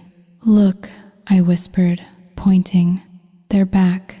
And they brought the whole gang. Liam's bravado from 30 seconds ago vanished. His face went pale. "Oh, they really are back, aren't they?" "Yep, and their numbers have tripled." He took a deep breath. "So, it's a simple problem. You go fight them." "What?" "They're no match for you, Daisy. You're amazing. Go get 'em." "Are you crazy? There are too many of them. I can't take them all on by myself." But Liam was already striding forward, pointing a finger at the approaching mob. "Hey, you spineless cowards. Didn't you get your teeth knocked out the first time? You want more?" "Liam, no," I whispered frantically. "Son of a bitch. We're gonna kill you tonight," one of them yelled. Liam turned to me, a look of outrage on his face. "Daisy, did you hear that? He called us a name. Go fight them." I could see this was a losing battle. I grabbed his arm, trying to pull him back. "Liam, run!" I hissed, flashing him a series of frantic signals. But he just stood there, puffing out his chest, trying to look tough. I had never felt so completely out of sync with another human being. "Run! Now!" I yelled, finally yanking him with all my strength. "What? Why are we running? We should fight to the bitter end. Fight your own head. Run." "Oh, we're actually running." "Yes. Now." We took off, our feet pounding against the pavement. The gang of addicts chased after us, their shouts echoing in the empty streets. My legs hurt. Liam panted after a few blocks. "I'm going to die. I thought you wanted them to get some exercise, to improve their health." "A little exercise is good. This much is going to give me a heart attack. Look for a house with the lights on. We can ask for help." We ran, gasping for air, our lungs burning. Finally, we saw it, a small building with a single light on in the window. The front door was ajar. Without a second thought, we ducked inside, slamming the door shut behind us. We peered through the blinds, watching as the gang ran past, not even noticing where we had gone. We stood there, panting, our backs against the door. A young man appeared from a back room. "Checking in?" he asked, looking at us with a bored expression. "Welcome. Checking in?" I looked around. We weren't in a house. We were in the lobby of a cheap, run-down motel. The sign above the reception desk read Royal Inn in peeling gold letters. Liam and I looked at each other. Our faces, flushed from running, now turned bright red for a completely different reason. I was mortified. Liam, however, recovered quickly. He walked up to the desk. "One room, please." "Yes, sir. Just so you know, once you check in at this hour, we don't open the main door again until morning. You're our last guests for the night." "That's fine." I pulled Liam aside, my voice a frantic whisper. "Are you actually getting a room?" "Of course," he whispered back. "Those guys are probably still out there, waiting for us. This is the safest option. We'll leave in the morning, but my mom will kill me if she finds out I spent the night in a motel with a man. Don't worry, I'll take full responsibility. I'll talk to her." "What will you say?" "I'll tell her we're getting married." Before I could protest, the clerk spoke up. "Sorry, folks. We've only got one room left." "What? That's not. We can't." I stammered. The clerk just smirked. "Lady, you're checking into a motel with your boyfriend. What's the big deal?" "He's not my boyfriend." Liam quickly clamped a hand over my mouth. "She's just joking," he said to the clerk with a strained smile. He grabbed the key and started pulling me towards the stairs. "Let's go, honey. It's late." The room was sparse. A bed, a small table, a TV, and a strange, long, curved chair in the corner, upholstered in worn red vinyl. What kind of chair is that? I wondered aloud. It's so weird looking. Liam chuckled, scratching his head. It looks weird, but I hear it's very comfortable. Really. I walked over and sat on it. It was awkward, oddly shaped. This is the worst chair I've ever sat on. Who designed this? They must have gone out of business. Yeah, Liam said, a strange look on his face. That's a love chair, Daisy. It's only found in places like this. A love chair? What's that? You know what? Just Google it. Curious. I pulled out my phone and typed Love Chair Motel into the search bar. The results popped up, complete with diagrams and very explicit descriptions of its purpose. My face went from red to crimson. I was so embarrassed, so mortified. I just wanted the ground to swallow me whole. I jumped up and ran into the bathroom, slamming the door behind me. From the other side, I could hear Liam laughing, a deep, rolling laugh that only made me feel worse. He was still laughing to himself as he sat on the edge of the bed. He thought back to the first time he met me, 3 years ago. A girl so innocent she didn't even know what she was selling. And now, here she was, 3 years later, just as pure, just as naive. A girl who didn't know what a love chair was. She was an angel, a clumsy, fierce, beautiful angel. I stayed in the bathroom for a long time. When I finally peeked out, Liam was asleep on the bed. I tiptoed out. There was only one bed, and he was on it. So I sat down in the regular, non-love chair, put my head on the table, and tried to sleep. Liam wasn't asleep. He was just pretending. He had been lying there, his heart pounding a frantic rhythm against his ribs, unable to rest. He waited until he heard my breathing even out. Then he gently scooped me up and carried me to the bed. He lay down beside me, pulling the thin blanket over us. He promised himself he wouldn't do anything, not without my permission, but just holding me, feeling the warmth of my body next to his, was a sweet, unbearable torture. He couldn't sleep. He just lay there, watching me, until the first rays of dawn crept through the dirty window. I woke up slowly, disoriented. The sun was streaming into the room. That's weird, I thought, still half asleep. I didn't hear the bread lady this morning. She's usually shouting outside my window by now. I stretched, and my arm hit something solid, something warm. I opened my eyes and screamed. Liam was lying next to me, his arm wrapped around my waist, his face just inches from mine. We were in the same bed. The memories of the previous night came flooding back. "Morning, sleepyhead," he mumbled, his eyes still closed. "It's early. Go back to sleep." "What are we doing?" I shrieked, scrambling out of the bed. "Why are we in the same bed?" I fell asleep in the chair. Liam sat up, rubbing his eyes, a lazy smile on his face. "I don't know. I was asleep, and the next thing I knew, you were crawling into bed and cuddling up to me."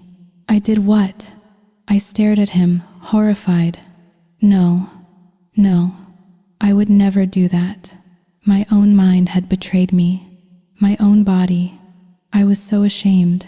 He patted the bed beside him. "It's because we like each other, Daisy. It's obvious. Let's just be together. We can skip all the awkward dating stuff and just be a couple. What do you say?" I didn't answer. I just ran back into the bathroom, my mind reeling. "Daisy, you idiot. Have you no self-respect? No shame?" I stayed in there for a long time, just staring at my reflection in the cracked mirror. Eventually, Liam knocked on the door. "Are you done in there? Let's go get some breakfast." "I'm starving." We checked out. At the front desk, Liam reached into his pockets, then his wallet. His face fell. "Uh-oh, what is it?" I think I lost my wallet." It must have fallen out when we were running last night. Seriously? The clerk asked, unimpressed. All my cards, my ID, everything. What a pain. Liam looked at me, a sheepish grin on his face. So, you think you could spot me for the room? Technical difficulties. It won't happen again, I promise. I sighed, but I paid for the room. Then I bought him breakfast. And from that day on, my life was no longer just about work and survival. It was about Liam.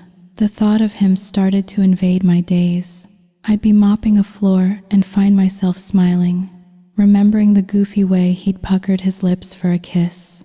But then reality would crash back in. He was a wealthy CEO. I was a cleaner. We lived in two different worlds. I had to remind myself not to get carried away, not to dream too big. If you climb too high, the fall is that much harder. One day, Maria caught me staring off into space, a dreamy look on my face. "You've got a secret, don't you?" she said, nudging me. "No, I don't." "Yes, you do. You look so sad and happy at the same time. Come on, tell me. It'll make you feel better." "Okay, fine," I sighed. "Let me ask you a hypothetical question. If you have one person who has nothing and another person who has everything, can they be together?" "Of course," she said immediately. "They can balance each other out. As long as they truly love each other, that's all that matters." "You really think so?" "Yes. So, who is he? This rich guy who's stolen your heart?" I didn't say anything. Her eyes widened. "Wait a minute. You're silent. That means I'm right. Is it? Is it the CEO?" "Liam, no. Don't be ridiculous. How could it possibly be him? Your face says otherwise," she said, a knowing smile on her face. I didn't admit it, but she had hit the nail on the head. I was so flustered. I just grabbed my cleaning cart and fled. In his office, Liam was in a meeting with Leo. "Is the design department still short-staffed?" Liam asked, seemingly out of the blue. "We just hired someone new this morning. They're starting on Monday." "Why? Any other departments need people." "Not right now." "Why are you asking? Do you have a relative you want to hire?" "Sort of." "What's their specialty? What school did they graduate from?" "I think she finished high school." "High school? Liam, we can't hire someone with no skills and no degree. Not for a corporate position." Liam sighed. "Fine. Then I guess she'll just have to be my wife." Leo's eyes nearly popped out of his head. "Wife? You have a girlfriend? Since when? You never told me. It's a recent development. Just keep it quiet, okay?" "I won't say a word. But who is she? Do I know her?" "In due time. I'll introduce you soon. You'll be surprised." Does she work at our company?" "Maybe." "Who is it?" "Come on. You can't leave me hanging like this." "It's a secret," Liam said with a smile. "You'll find out soon enough." Leo was dying of curiosity. He racked his brain, trying to figure out which woman in their company could have possibly captured the heart of the notoriously aloof Liam. He decided he would launch his own secret investigation. That day at lunch, Maria and I were sitting at our usual table when Liam and Leo walked into the cafeteria. "Why are we eating down here?" Leo asked, looking around the crowded room. "We always eat in your office." Liam's eyes flickered towards my table for a split second. "From now on, we're eating down here." "Why?" "I want to check the quality of the food. I want to make sure the staff is happy. I need to see it for myself, not just hear about it in a report." "Does that sound reasonable to you?" Yeah, I guess so," Leo said, still looking confused. They got their trays. All the other tables were full. Liam gestured with his head towards our table. "Let's sit over there. We can squeeze in." He walked over, bold as anything, and set his tray down. Maria and I looked up, our mouths full of food, and stared at him in stunned silence.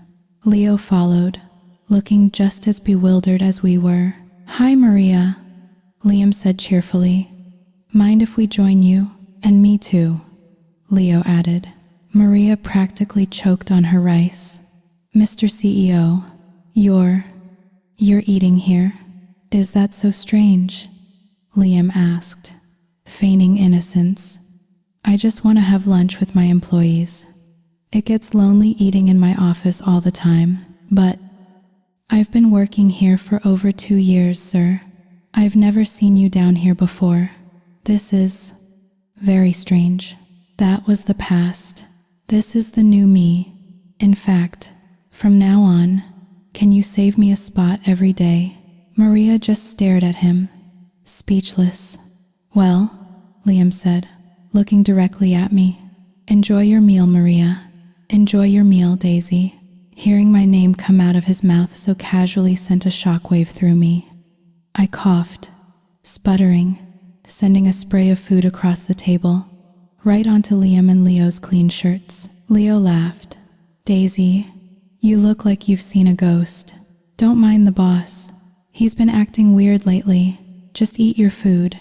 Liam, however, noticed the way Leo was looking at me, his eyes full of warmth and amusement. A flicker of jealousy ignited in his chest. "Leo," Liam said, his voice suddenly sharp, "you and Daisy seem awfully friendly." "We work in the same building," Leo said with a shrug. "But wait a second. How do you know her name?" Liam puffed out his chest slightly. "Daisy and I have a history. I knew her long before you did. Past or present, what does it matter?" Leo shot back, a playful challenge in his eyes. "What matters is who Daisy likes more. Right, Maria?" Maria, caught in the crossfire, just nodded dumbly. Yes, that's right. Our CEO still has a lot to learn about the world," Leo said, grinning at Liam.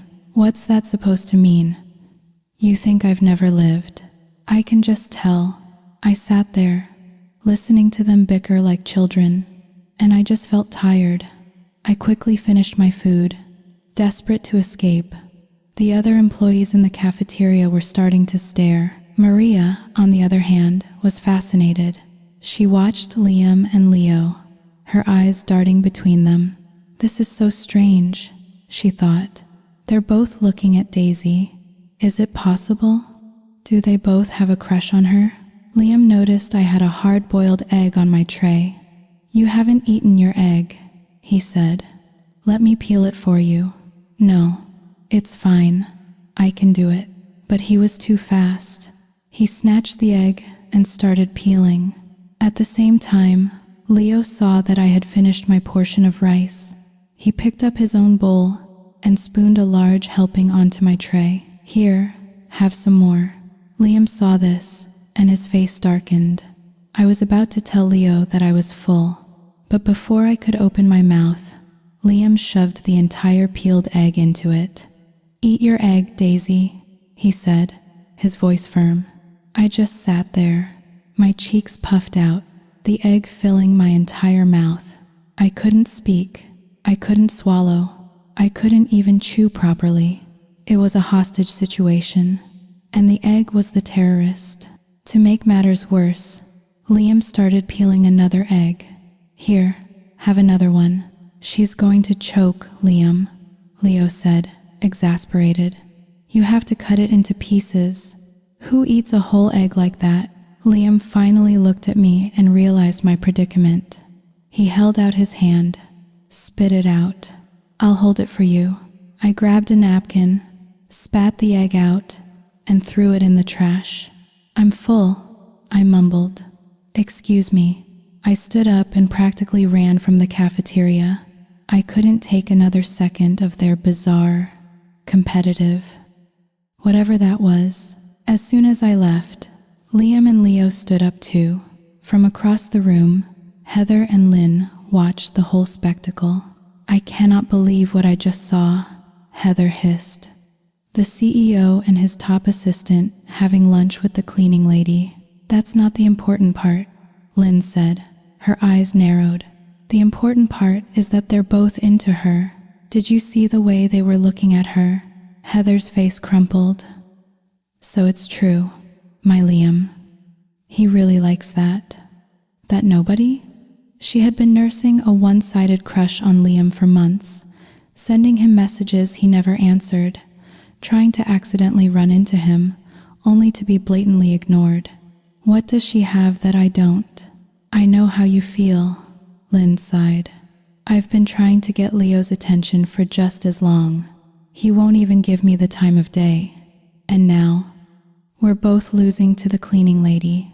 Heather's eyes filled with tears. It's not fair. It's just not fair. Stop crying, Lynn said, her voice hard. We need a plan. We have to get rid of her. We can't let her just waltz in and take our men. How? I don't know yet. But we have to do something. We have to get her out of this company, away from Liam and Leo. Do you understand? I understand, Heather said, wiping her tears. Her sadness was quickly hardening into a cold, ugly resolve. If I can't have him, nobody can. Later that day, Liam and Leo were in Liam's office when Heather knocked on the door. Come in, Leo called out. She entered, a saccharine smile on her face. Hi, Liam. Hi, Leo. Liam didn't even look up from his computer. Leo, however, gave her a polite smile. What can we do for you, Heather? Well, tonight is my birthday. I'm having a little get-together at my apartment, and I was hoping you both could come. Oh, happy birthday, Leo said. I'll check my schedule and let you know. Heather then turned her full attention to Liam, who was still ignoring her. Liam, will you come to my party tonight? He didn't seem to hear her. Liam? Leo finally nudged him. Liam, Heather is inviting you to her birthday party. Liam looked up, his expression blank. Oh, right. I'll let you know. Happy birthday. He pulled out his wallet, took out a few $100 bills, and handed them to her. Here, buy yourself something nice. Heather took the money, a flicker of disappointment in her eyes, but she quickly recovered. Thank you, Liam. I'll be waiting for you both tonight. It won't be a party without you. After she left, Leo turned to Liam. So, are we going? I don't want to go. You can go by yourself. If you don't go, I'm not going either. But I think we should. She's a good employee, even if she is a little intense. It would be bad form not to show up. Liam sighed. Fine. Pick me up tonight. We'll go together. Heather went back to her desk, triumphant. Success, she whispered to Lynn. They're coming. Tonight, we make our move. You get Leo, I get Liam. We have to be beautiful, charming, and we cannot let them escape. That evening, Heather and Lynn transformed themselves. They hired a professional makeup artist, bought new, revealing dresses, and had a gourmet meal catered to Heather's apartment. The $500 from Liam was a drop in the bucket compared to what they spent, but to them, it was an investment. By 7 o'clock, everything was perfect. They admired themselves in the mirror. We look like princesses, Lynn said, and now we just wait for our princes. On the way to the party, Liam and Leo were already bickering. We stay for an hour, tops, and then we leave, Liam said. That was my plan exactly, Leo replied. I don't like those two. They're so desperate. Heather definitely has a thing for you, Leo said. She's not my type. What about you? Lynn is practically throwing herself at you, not interested. So what is your type? Liam asked, genuinely curious. Leo thought for a moment. He pictured my face. Simple. I like a simple girl. What about you? Liam, too, pictured me. I like a girl who is sweet, simple, and I think I've found her. You have. Who is she? Leo paused, Then a look of dawning realization crossed his face. Wait a minute. The way you've been acting. The way you look at her. It's Daisy, isn't it? The cleaner. Liam nodded. He and Leo were best friends. He couldn't lie to him. Yes, it's Daisy. We met, a long time ago. 3 years ago. And now we've found each other again. I really like her, Leo. I want to spend the rest of my life with her. Leo's face fell. He let out a long, slow breath. I like her too, Liam. Liam stared at him, his knuckles white on the steering wheel. What did you say? I said. I like Daisy too. Why her? Of all the women in the world, why does it have to be her? She's mine. She's not yours, Leo said, his voice quiet but firm. She's a free woman, and we're both free to pursue her. Let's compete, fair and square. But I met her first, 3 years ago. You're the one who came later. You should back off. I'm not backing off, and if I do, what will you do? Fire me, your best friend, over a girl? That's not very fair, is it? After all these years, all I've done for you. You can't do this one thing for me. Just back away. After all the years I've dedicated to this company, to you, you can't give me this one chance? We're best friends, Liam. We should be able to handle this like adults. You're unbelievable, Liam seethed. No, you are. If I weren't a good friend, I would have just kept my mouth shut and tried to sabotage you behind your back. But I'm being honest with you. I'm going to punch you, Leo. You think I'm scared of you? They drove the rest of the way in a tense, angry silence. When they arrived at Heather's apartment building, Liam noticed how quiet it was. Are you sure this is the right address? He asked. A birthday party should be noisy. This is the address she gave me, Leo said. They got out of the car. Heather and Lynn rushed out to greet them, looking like two overdressed, over-made-up dolls. Liam, Leo, you're here. Liam looked around the empty apartment. Where is everyone? Oh, everyone else was busy, Heather said, with a breezy laugh. So it's just the 4 of us. Come in, come in. Liam and Leo exchanged a look. We've walked into a trap. Be careful, Liam.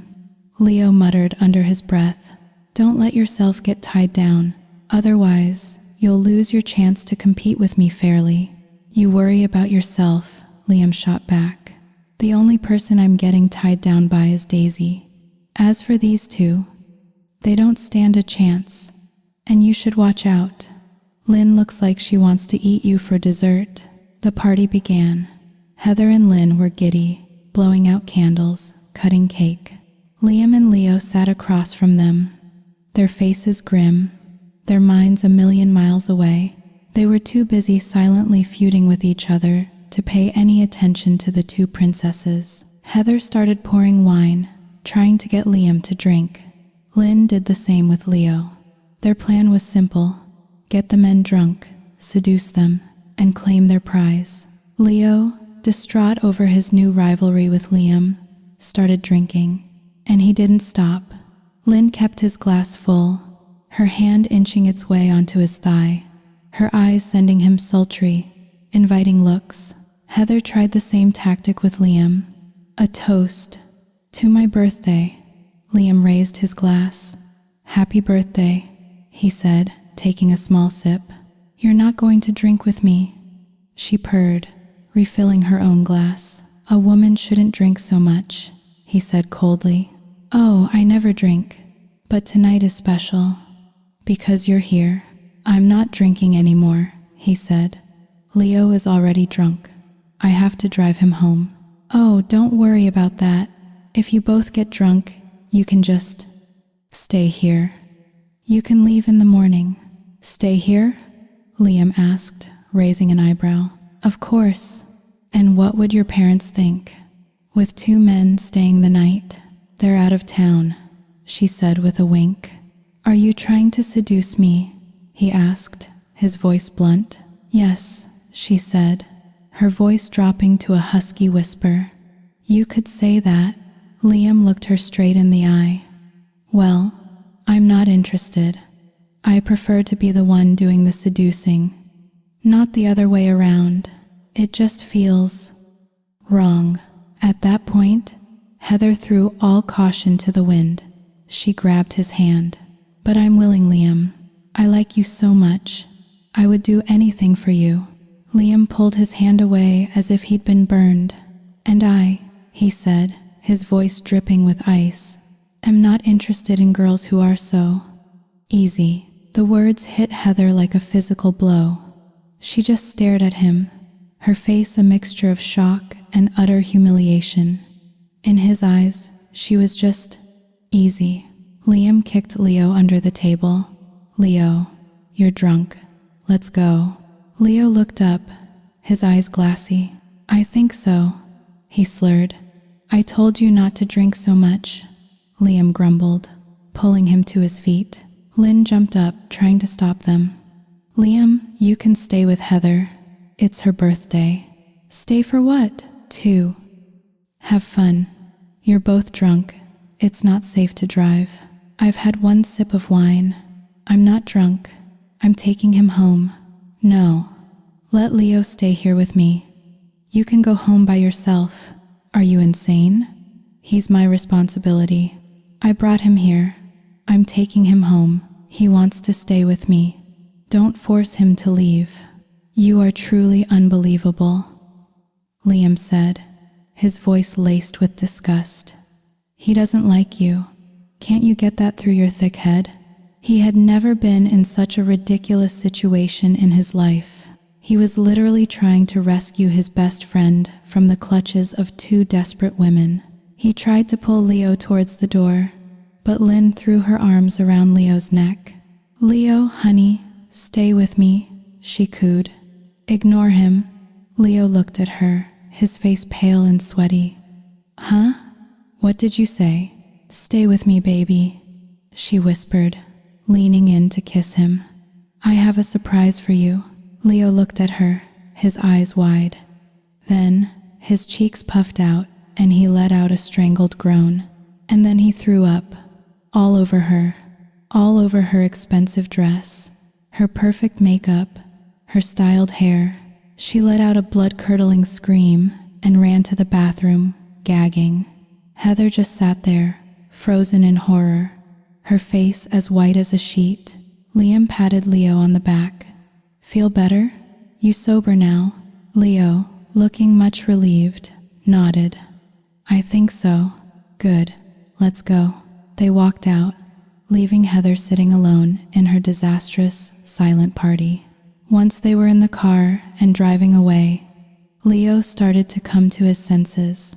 Liam, are you drunk? Drunk on what? Stupidity? Unlike you, I'm perfectly sober. Don't call me stupid. You're not stupid. You almost let that girl devour you. If that's not stupid, I don't know what is. Did that really happen? Yes. She was all over you. When I tried to get you to leave, she wouldn't let go. Seriously, that girl is crazy. That's what I've been trying to tell you. And then, you puked all over her. Leo winced, covering his face with his hands. Oh my God, I did what? You heard me. You projectile vomited all over Lynn. Ask Heather tomorrow if you don't believe me. The look on her face, priceless. Leo let out a long sigh. Then a slow smile spread across his face. You know what? Good. Maybe now she'll finally leave me alone. I won't have to keep avoiding her at the office. Liam nodded in agreement. The disastrous evening had, at least, served one useful purpose. The next morning, I was cleaning the main lounge area when Liam found me. Daisy. Good morning, CEO, I said formally. Don't call me that. Call me Liam. I like it when you say my name, okay? Liam.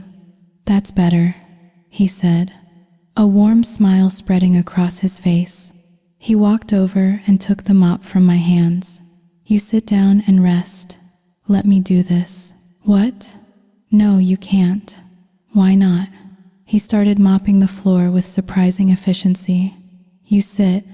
Rest your back. I've got this. But people will see. They'll talk. Let them talk. All that matters is that you get a break. He mopped in circles around me, a playful glint in his eye. So, am I a good cleaner? Yes, it's very clean. Am I good at it? Yes, you're very good. So, am I good enough to be your boyfriend? I blushed and didn't answer. He stopped mopping, leaned the handle against the wall, and came to sit beside me. He took my hand. Daisy, have you thought about what I said? What did you say? I asked, feigning ignorance. I like you, Daisy. Let's be together. Let's go on a date. I hesitated, my heart fluttering in my chest. I opened my mouth to answer, but at that exact moment, the mop he had leaned against the wall slid, its handle cracking him squarely on the back of the head. Ow! He yelped, rubbing the spot. Oh my God, are you okay? I said, rushing to his side. He pouted like a little boy. It hurts. I need some sympathy. Kiss it and make it better. You are so ridiculous, I said, but I was smiling. Aren't you afraid someone will see? I'm not afraid of anyone. The only person I'm afraid of is you. He was so endearing, so unexpectedly sweet. I leaned in, my lips just inches from his, and that's when Leo walked in.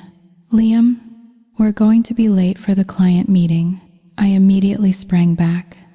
Liam stood up, trying to look professional. Right, I forgot. He turned back to me, his voice a low whisper. I'll see you tonight, okay? We'll talk then. Okay. You should go. As Liam walked out, Leo lingered for a moment. Daisy, he said, his voice soft. Have Heather and Lynn been bothering you? No, not at all. If they do, you call me. Okay? Okay. Give me your phone. I'll put my number in it, so you can call me if you need anything. I handed him my phone, and he quickly saved his contact. There was a strange intensity in his eyes that made me feel a little uneasy. The next morning, Maria was in the staff room, eating breakfast. When Liam appeared, he was holding a gift bag. Maria, could you give this to Daisy for me? Of course, sir. Less than 10 minutes later, Leo showed up, also holding a gift bag. Maria, can you give this to Daisy? Maria looked from one bag to the other, a bemused expression on her face. What is it with you two? First the boss, now the assistant. Daisy is a lucky girl. Leo's face fell slightly. He let out a sigh. Maria, let me ask you something. If the CEO and I both liked Daisy, who would you support? Maria scratched her head. That's a tough one. It's not really up to me, is it? It's up to Daisy. Leo leaned in, his voice dropping to a conspiratorial whisper. But what if I could make it worth your while? If you help me, if you support me, I can get you a promotion, a desk job, no more cleaning, better pay, air conditioning. What do you say? Maria's eyes widened. A desk job, no more scrubbing toilets. It was a dream come true, but she would have to betray Liam's trust. And what would Daisy think if she found out? She wrestled with her conscience for a full 10 seconds. Then, she thought about her aching back and her low pay. Daisy was a sweet girl, but they weren't family. A better job, a better life for herself. That was what mattered most. Okay, she said, her voice a low whisper. What do you need me to do? Just, in front of Daisy, say good things about me. Help me win her over. I really, really like her. I understand. After Leo left, Maria opened both gift bags. Liam had bought me a pair of beautiful, high-quality sneakers. Leo had also bought me sneakers, a different brand but equally nice. Maria thought for a moment. Then she took Liam's gift bag, walked over to the large trash receptacle in the corner, and dropped it in. The other bag, Leo's bag, she placed on the table, ready for when I arrived. When I came in, she greeted me with a huge smile. "Daisy, come here. I have something for you." "What is it?" "Leo left this for you." I opened the bag. Inside was a pair of black sneakers, my favorite brand. "Wow," Maria gushed. "They're beautiful. Try them on." I slipped them on. They were a perfect fit, but I couldn't accept them. If they had been from Liam, I would have been overjoyed. But from Leo, it felt wrong. "I can't take these, Maria. Please give them back to him." "What? Why not? They're perfect." "I don't know. It just feels strange. I don't know what his intentions are." "Oh, Daisy," Maria said, sitting me down. "His intentions are clear. He likes you." "He likes me?" "No, you're joking." "I swear I'm not. He told me himself. He's just too shy to give them to you in person. So he asked me to do it. Please, just accept them. It would make him so happy, even if that's true." "I don't like him. Not like that. To me, he's just my boss's assistant. I can't accept this." "But why not? He's handsome, he's rich, he's kind." Maria went on and on, singing Leo's praises, telling me what a great guy he was, how lucky I would be to have him. But I just shook my head. My heart already belonged to someone else. Later that day, Maria was out sick, so I had to take the trash out myself. As I was emptying the smaller bins into the large dumpster, I saw a familiar-looking pink gift bag at the bottom. Curious, I pulled it out. Inside was a brand new pair of sneakers, exactly my size. And tucked inside one of the shoes was a small card. It read, "For my princess. Who would throw away brand new shoes?" I thought. They were beautiful. It seemed like such a waste. Well, if someone else doesn't want them, I'll take them. My own sneakers were falling apart. I figured some guy had bought them for his girlfriend, and she had rejected them. Her loss was my gain. I put them on immediately. I loved them. At lunch, I showed them off to Maria, who was back from her illness. "Look what I found in the trash. Can you believe it?" Maria, who was in the middle of taking a bite of her sandwich, choked, spraying food all over my face. "What? You found those?" "Yeah, aren't they great?" I said, admiring my new shoes. Maria just stared at me, a strange, guilty look on her face. "So, you won't accept a gift from Leo, but you'll wear shoes you found in the garbage. These are two completely different things," I said. "Anyway, after lunch, I'm going to go return Leo's gift." And I did. I took the bag and went up to Liam's office, assuming Leo would be there. But when I walked in, only Liam was at his desk. "I'm looking for Leo," I said. Liam's face fell, but then he saw the shoes I was wearing, and his expression immediately changed. A slow, happy grin spread across his face. "What do you need him for?" "He gave me this gift," I said, placing the bag on his desk. "I don't want it, so I'm returning it. Could you give it back to him for me?" "He gave you a gift?" Liam said, his voice tight. The nerve of that guy. "Well, I didn't accept it, so I'm leaving it here. I have to get back to work." I turned to leave, but he was up and out of his chair in a flash. He grabbed my arm gently and pulled me back, wrapping his arms around me. "Don't go yet. Stay with me for a little while." "Liam, let go. Someone will see us." "I don't care. And you're a strange one, you know that. You obviously like me, but you won't admit it." "I don't know what you're talking about." "No? Then why are you wearing the shoes I gave you? You didn't like them, but you still accepted them." I stared at him, confused. You gave me these. Yes, I gave them to Maria this morning to give to you. There was a little pink card inside, wasn't there? But I found them in the trash. Liam's happy expression vanished, replaced by a dark, angry cloud. What? She threw them in the trash. Why would she do that? I don't know. When I came in this morning, she only gave me the bag from Leo. Then, later, I found these when I was taking out the trash. I had no idea they were from you. Liam's jaw was clenched. He was furious. I'm going to go talk to Maria right now.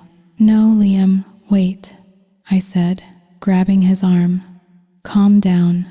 Don't get angry. If you hadn't found them, I never would have known. This is unbelievable. Shh, it's okay, I said, stroking his arm. Look, I'm wearing them. They're beautiful. I love them. He finally calmed down, his anger melting away. He sighed. So, Leo gave you shoes, and you returned them. Yes, but you're wearing my shoes. Yes. Why didn't you accept his gift? He's a good guy. Because I hesitated, my cheeks growing warm. Because why? Because I think I like you, Liam. The man from that one night stand. He let out a whoop of joy and pulled me into a tight hug. Really, you're not just saying that.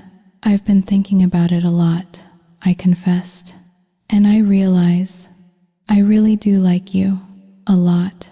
Then it's settled, he said, his voice full of emotion. I'm never letting you go. We're going to be together forever. I nodded, my heart so full I thought it would burst. I knew there would be obstacles. I knew our lives were worlds apart. But in that moment, none of it mattered. I was in love. Let's go out to dinner tonight, he said. But I have to work. Quit. I've already started the paperwork for you to go back to school. School? But I haven't been in a classroom in 4 years. So what? You can learn at any age. I want you to get your degree, and then you can come work for me. For real. But I don't have money for tuition. Don't worry about that, he said, kissing my forehead. I'll take care of everything.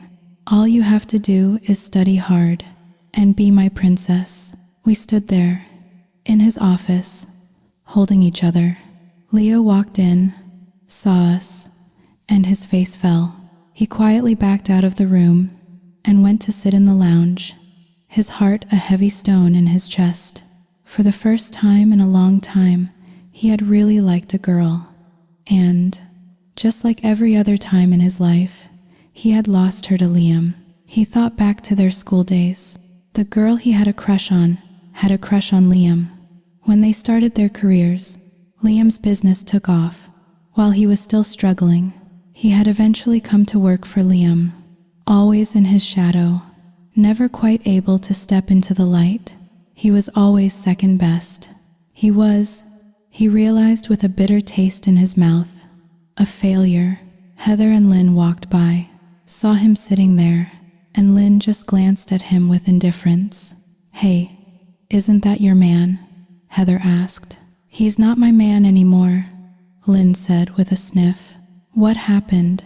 You used to practically drool every time you saw him. I'm over him. After what happened at your birthday party, the memory of him puking on me, it just killed the attraction. He's not my type anymore. So you're giving up? I'm not giving up. I'm just moving on to a better target. You still want to go after Liam? Yes. And you're going to help me. What's in it for me? What do you want? A new handbag. 50 grand. Done. If I can get Liam, I can get you anything you want. As they were plotting, Leo walked past them. He had overheard their conversation. Liam has a girlfriend, he said, his voice flat. So, stop dreaming. Heather's eyes narrowed. So, it's official. Him and the cleaner. Yes, She looked at him, a cruel smile on her face.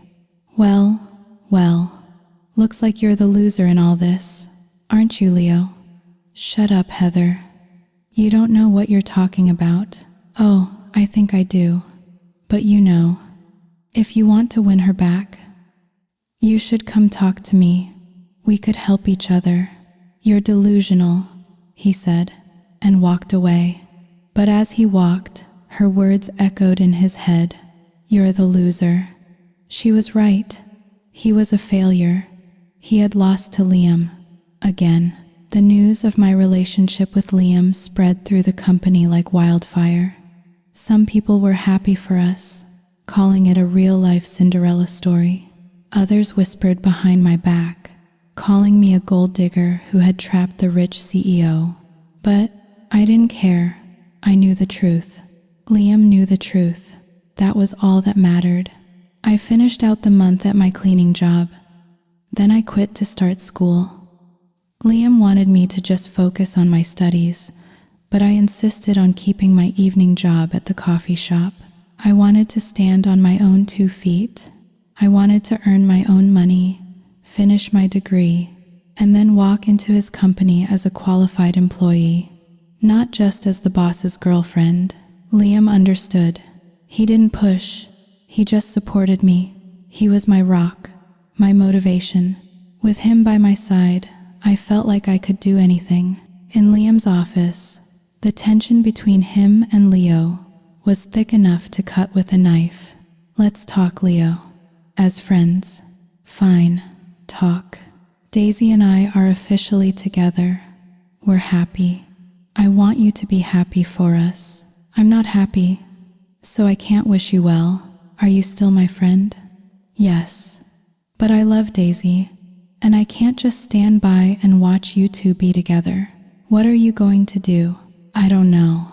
When you're in love, you do crazy things. I can't predict what I might do. So, you're going to try and break us up?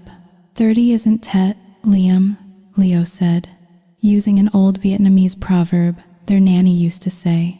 It meant, it's not over until it's over. You haven't won yet. Liam was losing his patience. This isn't a game, Leo. There's no winning or losing. And you don't even know what happened between Daisy and me 3 years ago. I don't care what happened 3 years ago. I care about now. And in the now, she is a princess. And I will treat her like one. That's when Liam snapped. He lunged across the desk and punched Leo square in the face. Leo stumbled back, blood pouring from his nose. Is this how you repay me for everything I've done for you? Liam roared. Leo wiped the blood from his lip, a bitter smile on his face. You've done nothing for me. Everything I have, I earned myself. So don't you dare act like you're my savior. Without me, you'd still be working as a plumber's assistant, making minimum wage. The words, so full of venom and truth, hung in the air between them. The bond of their lifelong friendship, in that moment, shattered. Leo turned and walked out, slamming the door behind him.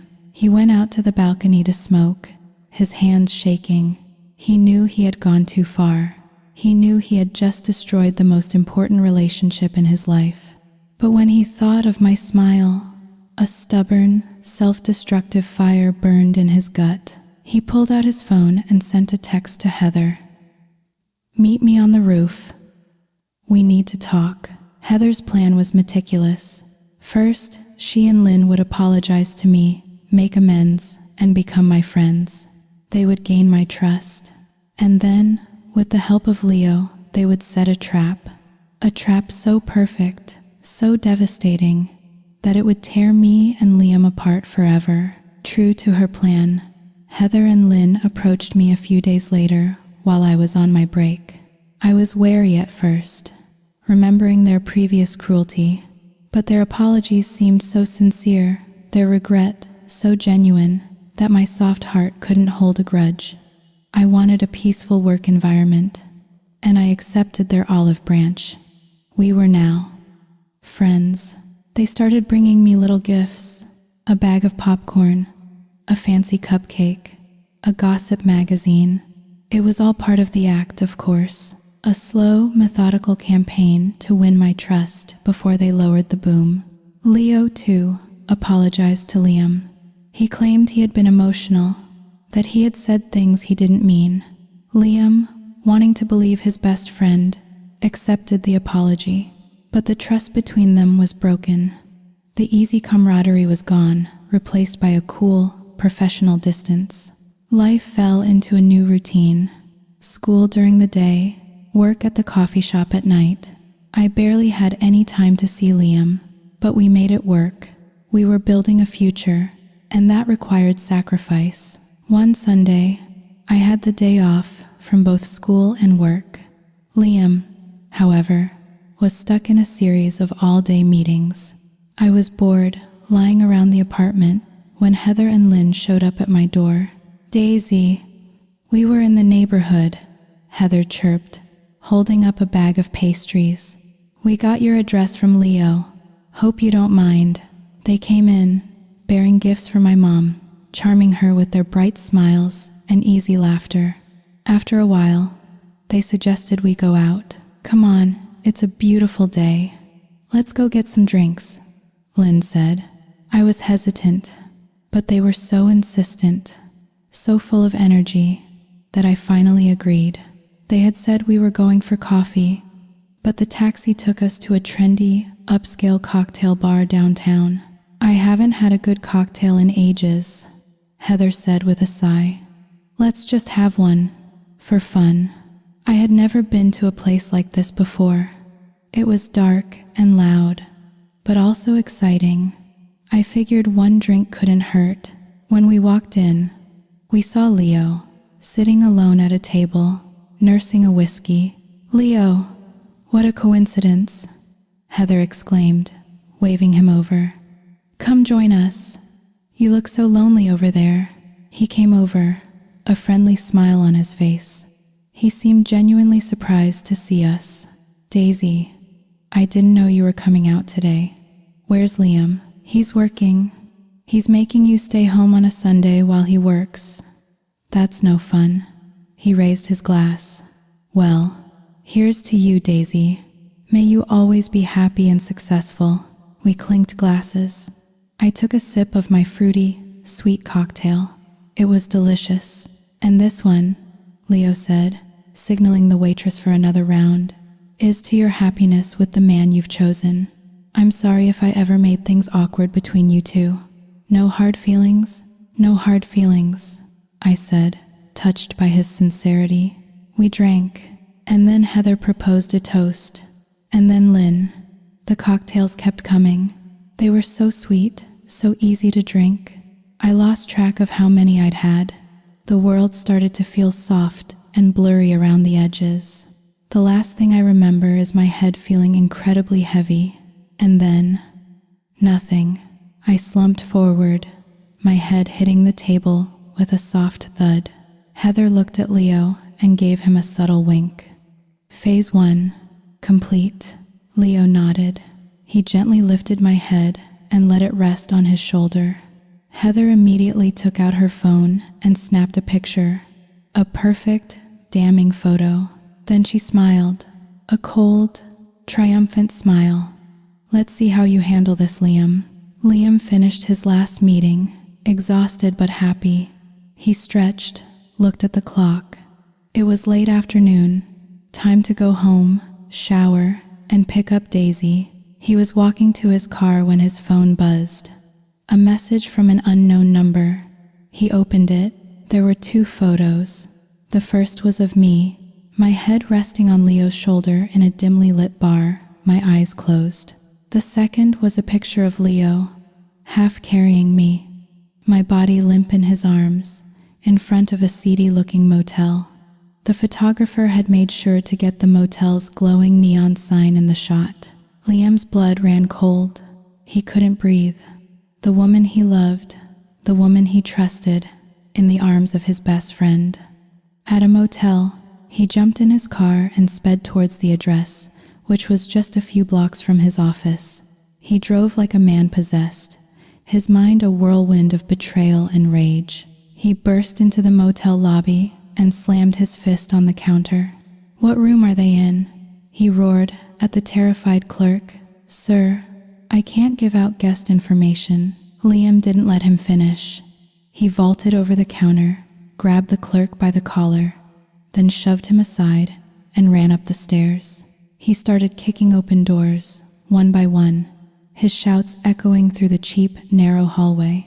He reached the last door at the end of the hall and started pounding on it with both fists. Inside, Leo heard the commotion.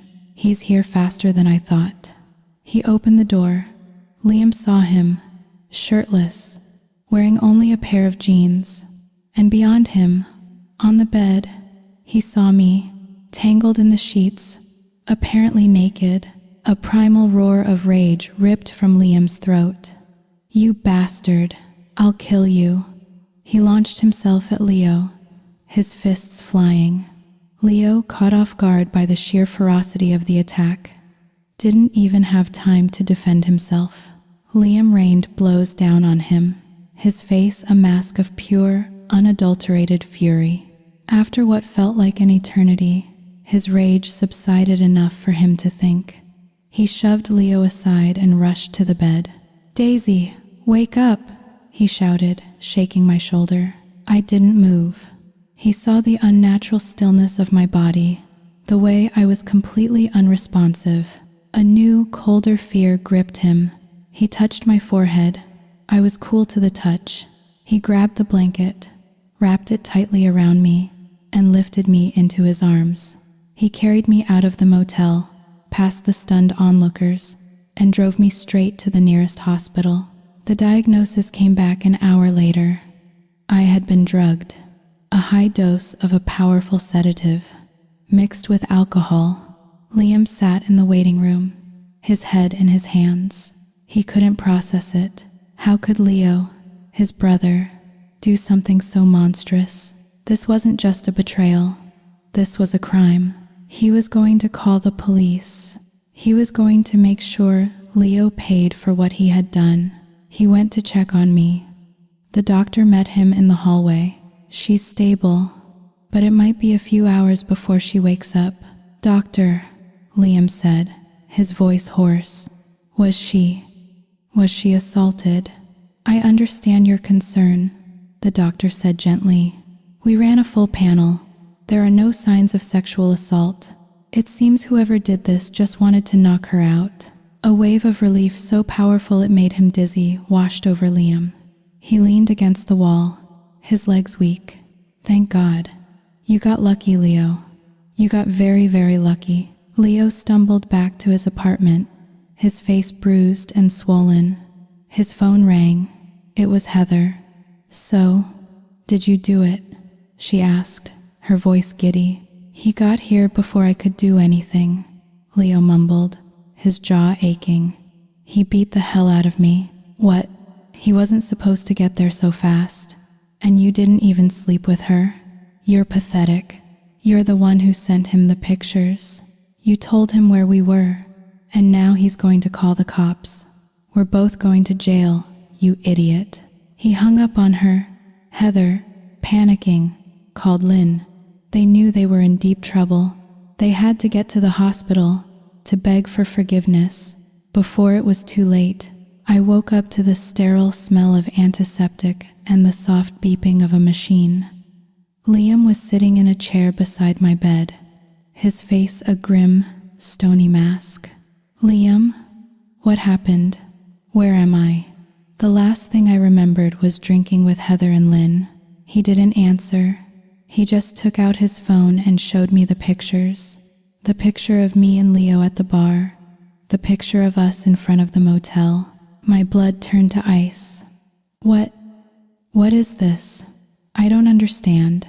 His voice, when he finally spoke, was dangerously quiet. "I found you in a motel room with him, Daisy. You were naked, in his bed." "No," I whispered, tears welling in my eyes. "No, that's not possible. I don't remember any of it. I was just having drinks with Heather and Lynn. Leo was there. That's all I remember." I swear. If you like him, just tell me. Why would you sneak around behind my back? Am I just a joke to you? No, it's not like that. Please, you have to believe me. I was sobbing now, great, racking sobs of confusion and fear. I didn't know what was real anymore. Just then, Heather and Lynn burst into the room, their faces streaked with tears. They fell to their knees beside my bed, begging for my forgiveness, confessing everything, how they had planned the whole thing, how they had drugged me, how Leo was in on it. The story was so sordid, so cruel, that I couldn't even be angry. I just felt empty. Liam wanted to press charges, but I just wanted it to be over. Nothing had actually happened in that motel room. Calling the police would just turn our lives into a public spectacle. I told him no, I just wanted to go home. He was furious with me, furious that I was letting them get away with it. He drove me home in a stony, resentful silence. Stay home for a few days. Rest, he said, when he pulled up to my apartment. And if you come back to work after that, you're fired. What? I'm not firing you. I'm telling you to stay home and recover. He wouldn't look at me. After this, I've learned my lesson. You can't be so naive, Daisy. You can't just trust everyone who smiles at you. What did you just say? You heard me. You think this is my fault. You think I was naive. Weren't you? Get out, I whispered, my voice trembling with a new, cold anger. Get out of my car. I went inside and didn't look back. I didn't want to see him. I didn't want to see any of them. They were all monsters. The next morning, Liam went to the office and instructed HR to draw up termination papers for Leo, Heather, Lynn, and Maria. He had put the pieces together. Maria had to have been in on it too. Leo took his papers without a word and left. Heather and Lynn cried and pleaded, but Liam was unmoved. When the HR manager asked about me, Liam just said, "She's on sick leave." But I didn't come back the next day, or the day after that. He called my phone, but it went straight to voicemail. Worried, he drove to my apartment. My mom answered the door. "She's not here, son. She's at work." At work? But she's not at the office. Oh, she quit that job. She's working at the coffee shop full-time now. Liam drove to the coffee shop, a storm of emotions brewing inside him. She's the one who was wrong. Why isn't she the one apologizing to me? Why am I the one chasing after her? He walked in and sat down. I saw him, but I ignored him.